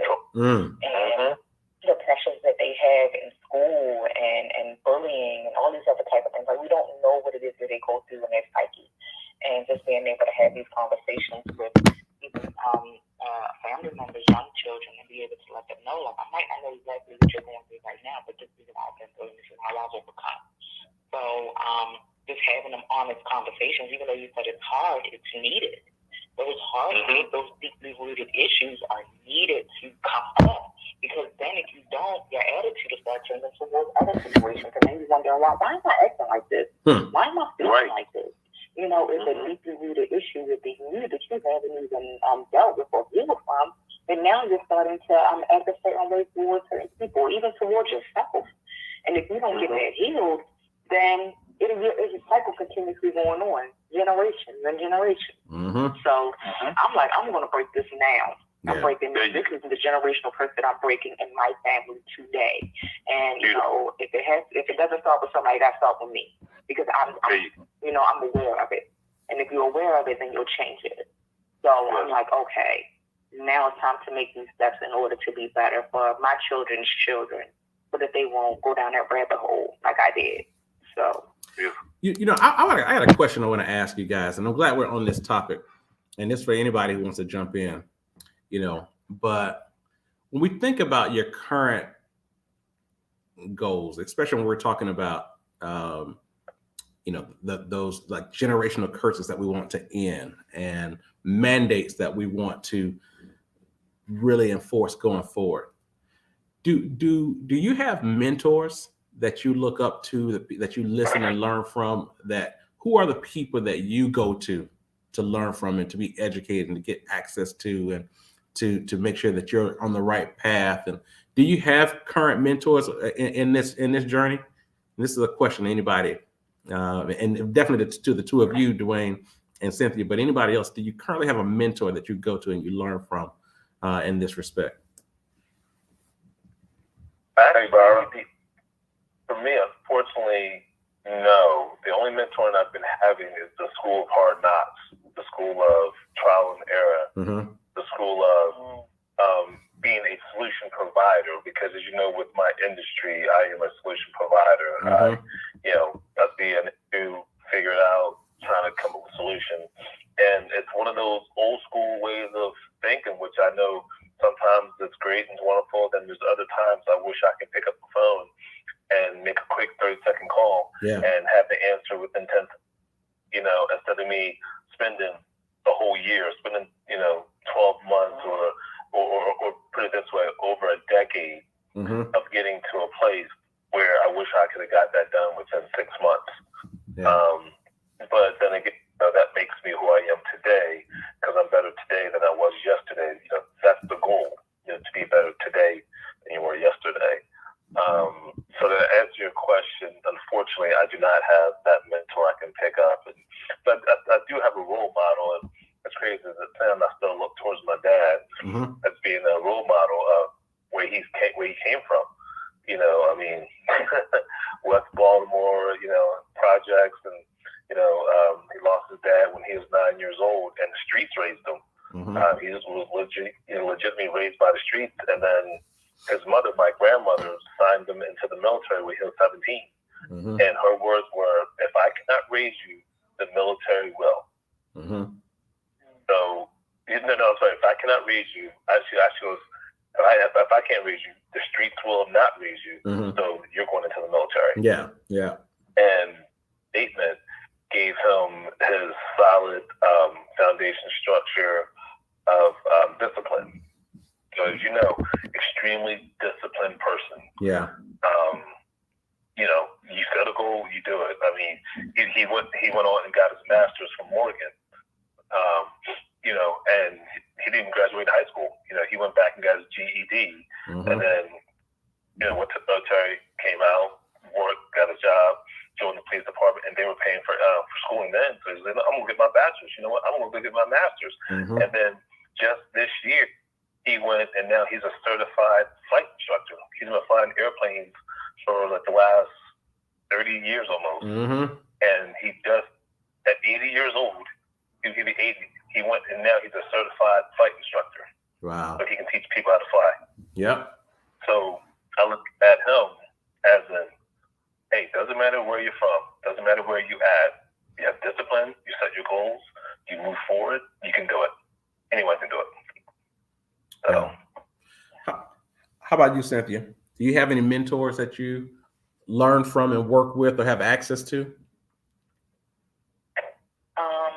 So my pastor, she has been a huge influence in my life over the past few years after my mom passed away. She has definitely poured into me spiritually. She's definitely been the type of person that has been open and honest about her experiences, and that's why I'm able to overcome trauma within myself, my situations. So I'm very grateful for her. And I do have certain friends. I feel like I had to eliminate a lot of my circle in order for God to bless me with certain people. And now I do believe that people are starting to come as far as financial and learning business-wise and being able to expand it a little bit more. I'm searching for that. I'm like, Lord, allow me to be able to connect to people who are already there. So that they can be able to teach me things that I don't know. So that is something that I'm definitely been praying about, is finding a mentor to be able to help me get to where I need to go. As far as just support, just looking at a successful woman, a Black woman a black man and just seeing like, okay, they did it. But, you know, I can do the same. I might not have the same journey, but that is what I'm looking for right now. But definitely my pastor, my friends has been, the new friends that I have developed over the past couple of years, they have been such a great asset in my life to get me up out of the funk. And just holding myself accountable. That is, I can be my own mentor. You know, holding myself accountable and say, you know what is it that I need to do? Like, I'm smart, you know, God's giving me wisdom. What is it? What am I looking at? Literally looking at myself in the mirror and saying, what do I need to change about myself? What am I not liking right now? Yeah. So making the strategic steps in order to do that. So even sometimes they say encourage yourself. You know, I have to encourage myself. So being my own mentor has helped me out a whole lot, understanding that I'm much stronger than what I thought I was. So that is it. Anybody else have mentors that they, especially in terms of what of the goals that you're pursuing right now? Do you feel like you have the guidance there? Let's open a call. Anybody want to talk about their access to guidance through mentorship relative to your personal goals? We'll open up the call now. Byron. Yes, sir. It's our team, bro. Good morning, everybody. Team. Hey, man. How you feeling, brother? Astro projection over here right now, bro.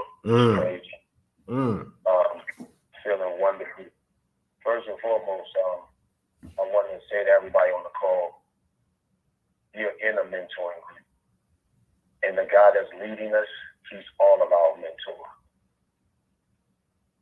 Paz and Byron have mentored me since the group started.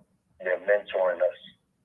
What I'm learning is you kind of choose specific mentors for different parts of your life. This is my personal experience. So in business, I have Reggie Haysbert, right? Who was his father's son. His father was my original mentor. Yeah. Right? And then if I get into contract negotiation, I go to Bob Shield, right? Okay. Yeah. If I need to These are good brothers. That's my guy, you know, Bob. Oh yeah. Straight, right? Oh yeah. I go to John McDonald for any type of construction or contractor work, right? But what I found is all of my mentors, you, Paz, John, Reggie, is there's a personal element, right? There's a personal interest that each of you has. Even going to get my teeth worked on Dr. Truesdale, she's mentoring me in the chair. Right? Outcome is always edifying. She said to me recently, she said, I tell you, you got to find something else. You got to grow where you are. She said, that's why I got into doing root canals. She said, find the next thing. Then she opened the next location, right? If you, when we listen truly with our heart and our spirit, the answers are coming through these relationships, which are a form of mentorship, right? Yeah. Like the sister just said, people who are already there. Yeah. Right? Even if it's not financial success or numbers, you know, oh, this person is a millionaire. Sometimes it's people who've just been through that part of life before, right? They transition in a way that you can actually you can duplicate what they did. You can do exactly what they did, right? And I'll say this stuff to everybody on the call this morning because I'm listening. I'm out of town. I woke up and I said, you know what? It's the last day of the year. It's Saturday. I said, I hope we're having a call. And I wanted to come on and speak because I wanted to let you guys know that this group changed my life. It changed my way of thinking. I got 4 words that you've been pumping to us for the last almost 10 years. 20, 23, me. We're right here, bro. I am in a position for everything I want to happen. I'm not in a position for it to happen. It's happening. More mentorship, right? Like you said, if you have a dream and you're working your plan, you are living. You're living the dream. That's right. We're already living. You just may be in the first quarter of your dream, which is structuring, right? Writing out your business plan, doing your LLC, EIN, whatever. Like the sister talked about, the credit repair, right? That's the first thing that you need to do is get your personal credit in shape, because your business credit will be based on your personal credit until you build it. Yep. And I want to share a group. I didn't hear the sister when she first started. But I was watching William Wallace podcast, and they had this brother. If anybody on the call is taking notes, write down DTD. The letters DTD. It stands for Dominate the Decade. And not to promote another group, but this is a group that we could actually merge with, Byron. I want you to meet Dion Coopwood. This brother is teaching Metro Q compliance, not just fixing your credit, but then teaching you how to leverage your credit and eliminate your job and live off of your credit. What's his name again, team? You know, that's all. Dion, D-I-O-N, Coopwood, C-O-O-P, yep, C-O-O-P-W-O-O. And I'll send you his information and the information for the group. Now, I know you're going to be proud of me when I say this, bro. I had to pay to get into the group. You know I would have never paid $5,000 to talk to nobody.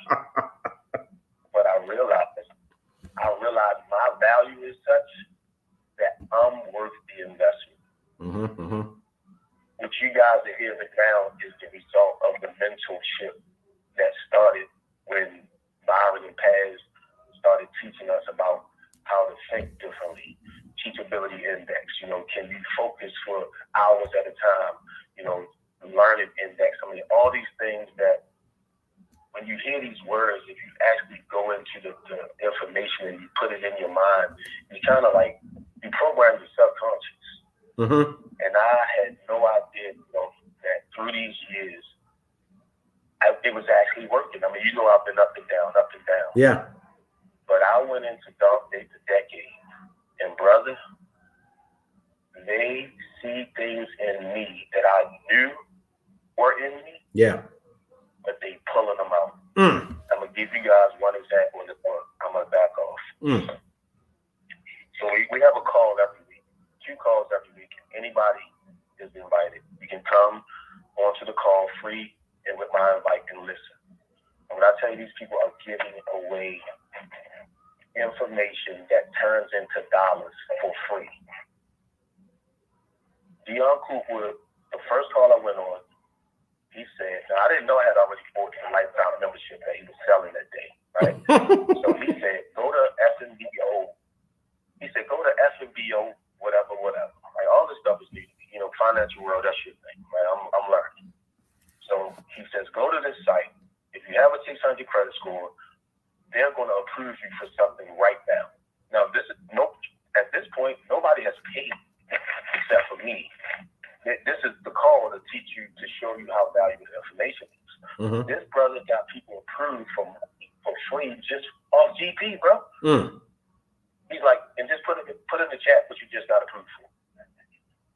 And when you put the information in, he said, well, if you don't live in this zip code, they're not going to approve you. So put this zip code in. He had everything for you for free. My point, for free. The mentorship guys is here for free. Now, when you get into it, of course you're going to have to invest, but the access is free. Byron is here free. Paz is here free. Everybody on the call who brings value, we're all here for free. Take advantage. So we had a call Wednesday. After the call, this is not the free call, this is the paid call, right? So we dig into our stuff, how you submit your, what they call GA letters and all of this stuff we're going through. And then after the call, his part, we always have a guest.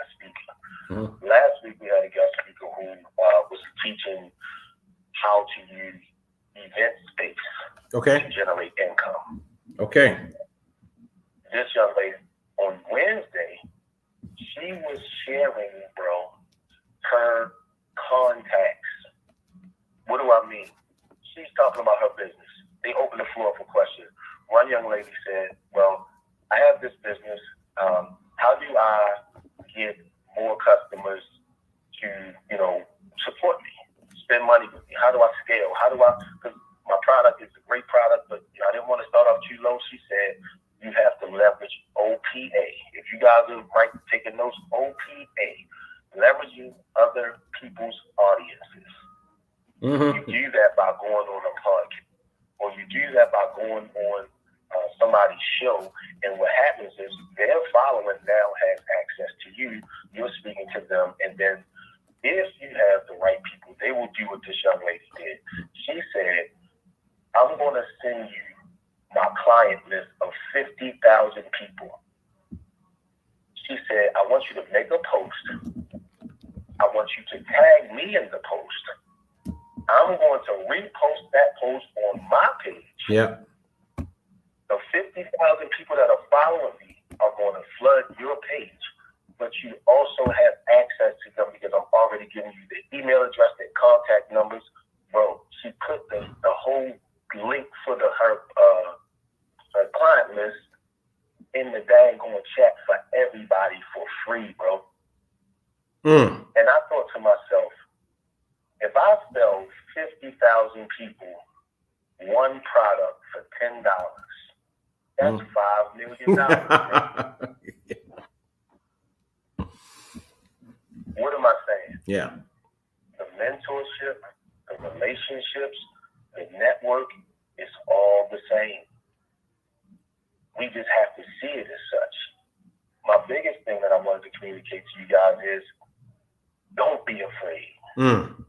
It's not real. That's right. Byron, you know what I've been through. That's right. In the news time, I'm taking my job. I just lost my mother. All of this stuff, bro. Had you known me since I was a kid, fear ain't in me. Yeah. It's the pain that we're afraid of, y'all. It's not the fear. Mm-hmm. We don't want to go through the pain. But it's okay. Yeah. Because your mentors, they teach you how to deal with it, how to process through it. I want to encourage everybody on this call to fight your ass off to be the best version that you can be. Eliminate any and every energy around you that is not for you. I don't care if it's your mama. Why am I saying that? It's our time, Brian. I'm sorry, Byron. Yeah. As tears come to me, bro, you know what I've been through. That's right. So, Dion Coop would call me personally. He said, "Team, you got an energy. It's this magnetic." He said all this stuff, and I'm like, okay, and what he said, I want you to move. Bro, I'm ready to move to Atlanta. I'm getting ready to go in the garden and blossom, bro. I'm making leather infused denim outfits. I've never made denim. Wow. I'm painting shoes, bro. I got a new page for controversy. I'm just testifying for y'all. Yeah, yeah. Because Paz will tell y'all, I ain't Mr. Perfect. I'm a fighter. Fight for your vision. Fight through your pain. Fight through your pun intended controversy. That's the name of my brand. But controversy is a movement. Yeah, it is. It's a story. It's testimony. And every last one of you guys is a testimony to overcoming your controversy. I love y'all. I'm glad y'all here. I check in every now and then just to recharge and reconnect. But today I came in here to give everybody some motivation and encouragement. You dropping them too, brother. I can make it. You dropping them. If I could make it be, messed up OIT from the hood, you can't get it right. And God said, Jesus, our team, be still. Bro, we getting ready to go to arbitration for my job back January 24th. Wow. I never thought they would even entertain bringing me back. Yep. Now, don't get me wrong. I don't want my job. But for the union, I ain't going back, bro. No. But for God to bring that full circle to even show me here's the victory, they calling me, bro. Facts. Look, man, if this was the day you would be terminated, you have changed DCE. Yeah. That's real. Yeah, really. The news time, bro, they released exhibits. The teacher has been terminated. The instructor was terminated. That's right. They had a special investigation, bro. They were doing so much that I didn't know what was going on. They were doing so much that I did not know was being done. Yeah. Because my only focus was listening to God and being still. Bro, you know where I live, right? Yeah. You been up here? Yeah. Or up to the house? I could walk to my job location. I'm going to keep it straight real with y'all. When they fired me, I was home. I had been home for 30 days, stressed out, EAP. Bro, I was about to take both blocks and walk straight down Ashworth through all the alleys and tear the fur off of anybody I could find. I was emotional. And then something came over me and said, "Peace, Ateen, be still." In closing, God is going to use this. He's showing me this is my springboard into my financial stability. But I had to go through it, guys. Yeah. They lied on me. They made up stories. They told people all kinds of stuff. It's been almost 3 years. Yeah. Yeah. They fired me 2 days before Thanksgiving, bro. What am I saying? Through all the storm, I kept my hands clean. I remained blameless. I kept moving forward. I kept working my plan. I stayed connected. Look at what he's doing.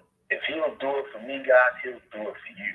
Please continue to listen and follow this group. Please continue to listen and follow my brother Byron Dees and my brother Paz Morris. I love y'all, bro. Thank you for having me. Apostle Paul himself, that brother is. Listen, man, and the thing is, we for those of you who've been around in the network for a long time and remember our team and have heard his story over the years, and this year I know our team has been, a whirlwind year, not just professionally but personally for you as well, but I can hear it, I can feel it. This is definitely your time, brother. There's no getting around it. What you're saying is facts. And I wish Paz was on the call because he's not even on the call today. I wish he was on he's not on here today? No. I wish he was on here just so he can hear. There's true value coming out of your mouth. There's true value coming out of your mouth. Byron, tell him how we met, Byron. Tell him the real story. How we meet. I'm trying to remember exactly where it was when we met. You got it. You tell the story. I'm trying to. You. Yep. It was me, you, Paz, Dwayne, and Kia Johnson. But we met before that, though, right? We went to the but when we first all got together, we came down to the restaurant. Sully's. Yeah, Sully's. Yeah, that's right. Yeah. I was there for 20 minutes. I had to go. Had no idea that this was being birthed. I was just trying to catch up with my man Pat. Yeah, that's right. Met Kia. I went to Purple Honey with the girl from my job. Met Kia because he was working with one of my cousins from the union. Yeah. Told Byron he needed to meet Kia. And I didn't even know Kia. And that changed everything. Changed the game, didn't it, bro?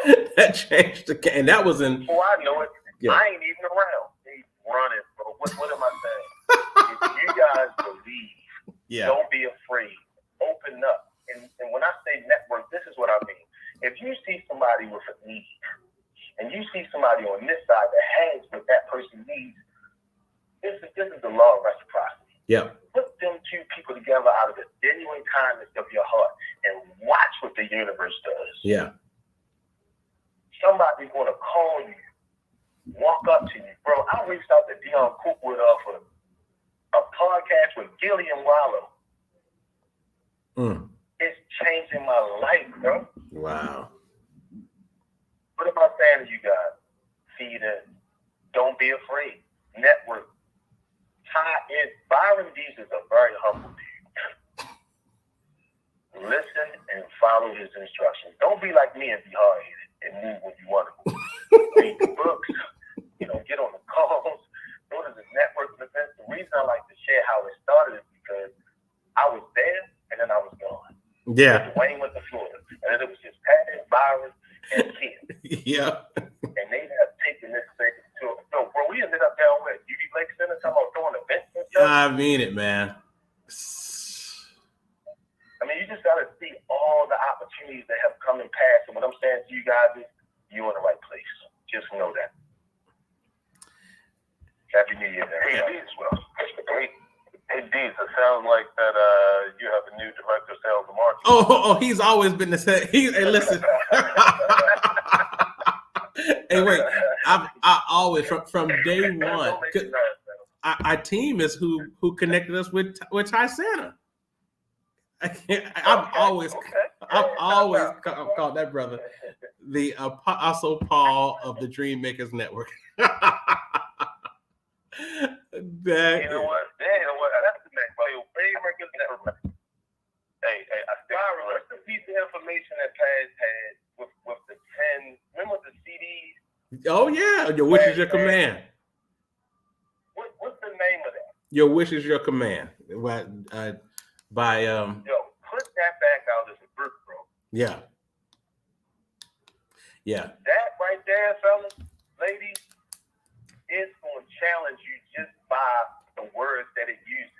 How many people on this phone, on this call, can sit still in a chair with both of your palms on your knees, look straight, and not move for 5 minutes? Yeah. Why am I asking that? That's how you see how long you can focus and concentrate on something. Mm-hmm. And that's also how you can exercise and make your focus and concentration stronger. Yeah. I got that from the piece of information. Yeah. We could go all day, man. We could go all day. You guys, we you can are in the right place. we can go all day, and it's and listen. This it's crazy that Paz is not on this call because it's literally after 9:00.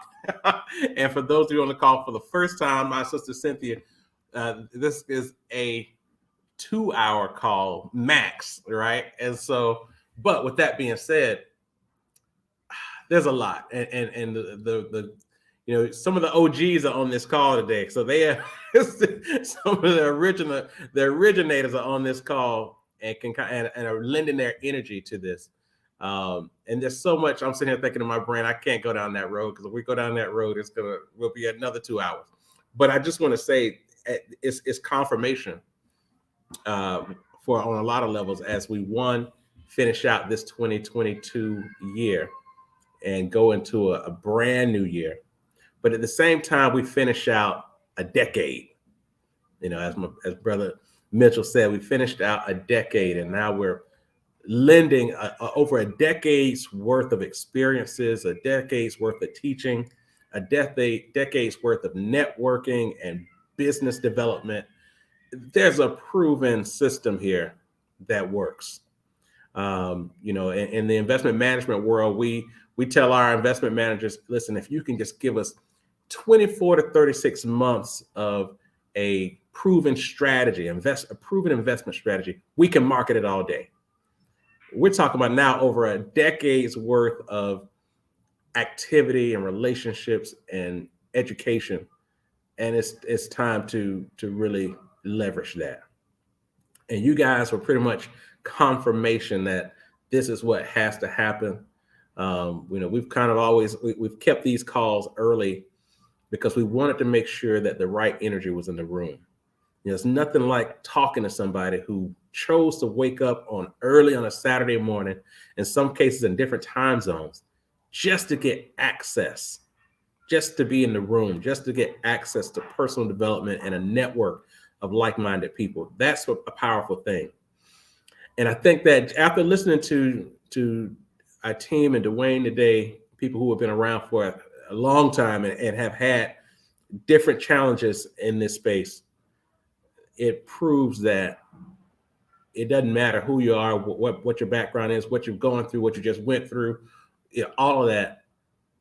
The process works. The process works. And so this is a great confirmation. I appreciate you guys. I don't even know how to explain it. I tell you, we host this call the last Saturday of every month, 7 a.m. And I never know who's actually going to join this. Sometimes I'm more than prepared for it to just be me, or maybe Paz is joining and Paz is not on today. But every call, there are folks on here, and then we share it out, and then we get people reach out throughout the week, say, I heard your call, and I heard the kickback. I saw the video. I went to social media. I went to the website. You can go to the website at dreammakersnetwork.org and see all of these calls from all the years, the videos, all of that. And so it's great to have those, those one-on-one conversations. But there's something about just the power of intentionality, of people intentionally calling in to bring what they have, whether it be a success story, whether it be a challenge, whether it be grief, whether it be an opportunity, whether it be something fresh, that kind of intentionality is what I chase, is what I pursue. Said, man, I wonder what would happen if kind of thing. I live in that space. Like, what would happen if, and trying to stay creative. Let the mind not just only allow great things to happen in my mind. You know how you're walking down the street and you kind of got a smirk on your face because you are the only one who are in on what's going on in your brain. And I said, we shouldn't just, that's cool that we're thinking still creatively and we're still coming up with ideas and allowing ourselves to be vessels for God to speak. But what if you took that little thing that's giving you a smirk, that's making you kind of say, boy, what if you actually brought it to other people? What if? And that, if there's anything, just, let's do more of that. Let's do more of, let's take these great ideas and let's bring them. Let's bring it. Let's test it. Let's do it. So, anybody else? We're gonna finish up. I'm gonna close this thing out. Anybody else have any questions, comments, want to share before we finish up for the day? Yeah, hey, good morning, everyone. This is Lawrence. Oh, my brother, Lawrence, how you feeling, man? Man, I'm doing great, man. Look, only time I get on, man, is when when you guys get me up and shouting, right? So I can get on at any moment, but the speakers that you had on today, and I'm talking about everyone that spoke. Man, you guys talk right into my spirit, man, because it goes back to when you said about, when you talked about our goals, our models, our role models, who we following. Look, I'm just gonna put it out there. Bottom line, going into 23, my first thing is just being more conscious. And I can't even go back to who said what, but somebody said it. A couple of you guys said it. And the young lady, being conscious, more conscious. Then once I become conscious, it goes back to the other brother who talked about we got to get better with our health. Eating, exercising. The guy told me 2 years ago when I started my journey of getting better, he said you could either spend money on the medication and going to the doctors, or you could spend that same money on getting healthy, going and getting a personal trainer, eating better. Man, I just bought some $10 bread. I said, $10 for some bread? That's the Ezekiel bread. Ezekiel bread, brother. Type bread. Yes. So, and it's like you could spend money on after you have failing health, or you can spend your money on preventing to getting to that point. Well, so again, it's consciousness. Becoming consciousness means dealing with your health. Dealing with your health, I think the other young lady talked about family and how important. I think her dad and other people, you know, is like family is important. But at the same time, you got to set boundaries even with your family. Because I think the brother who just, the Apostle Paul, I think he said something in reference to anything that's coming at you negative, you got to get it away from. Right? And that includes family, because a lot of times, unfortunately, family are the ones that hold you back. Yeah. You said it also that, Liz, it sometimes you just got to separate yourself. For me, this year is humility, becoming humble, you know, getting rid of that pride and that arrogance and just become more humble and allow my confidence in myself. Like that young lady said, get rid of fear. And leading, when you mix all that up, what's left, man, is just self-care. Just take care of yourself. Right. Another person talked about that mental health piece. That's important. You know, and from the field that I'm now in, as far as, you know, the counseling and dealing with people with mental health, but some of that is demonic. It's not all just drug use. It's demonic and what we set and what we allow. Oh, the other brother talked about the CNN. Yeah. You know, you have to watch and catch what goes into your eye gate and your ear gate. That's right. So, you know, it's like, man, you guys been like hitting it on all cylinders. And I mean, man, I can go on and on, but I'm gonna close it out with this because my man ain't here. I love it when it go past 9 o'clock.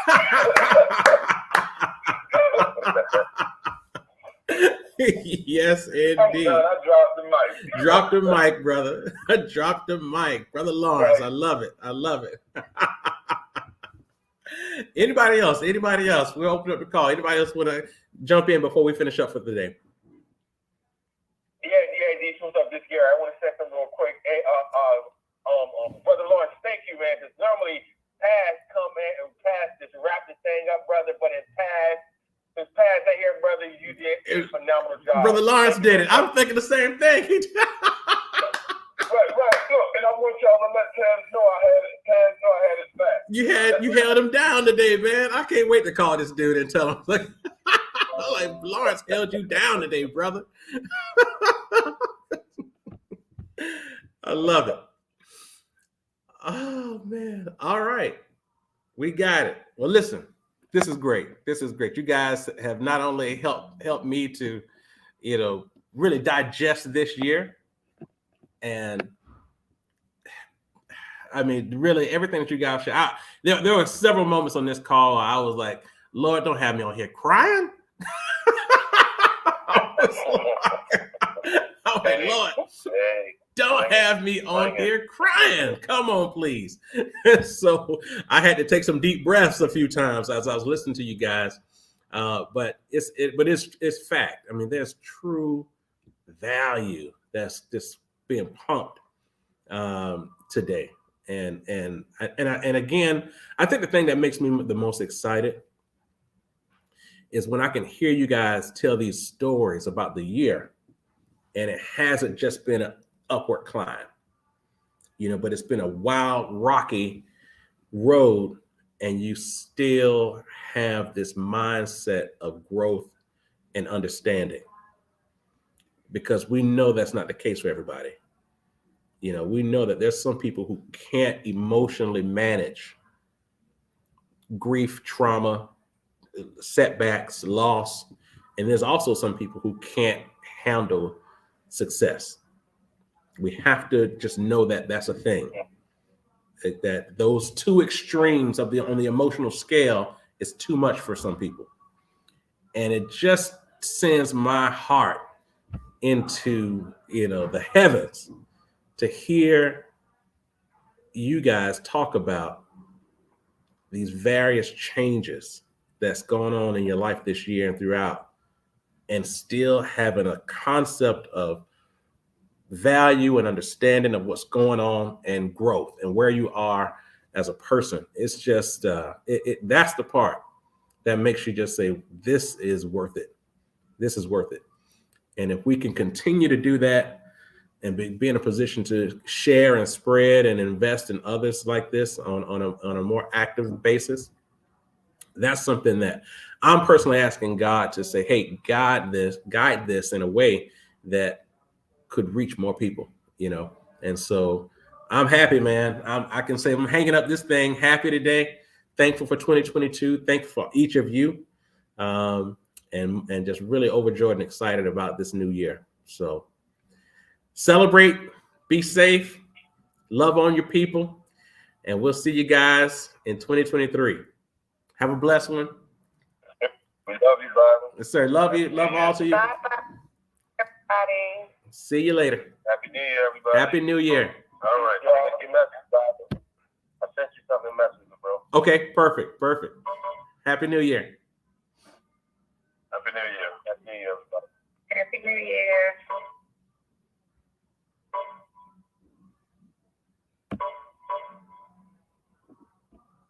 Goodbye.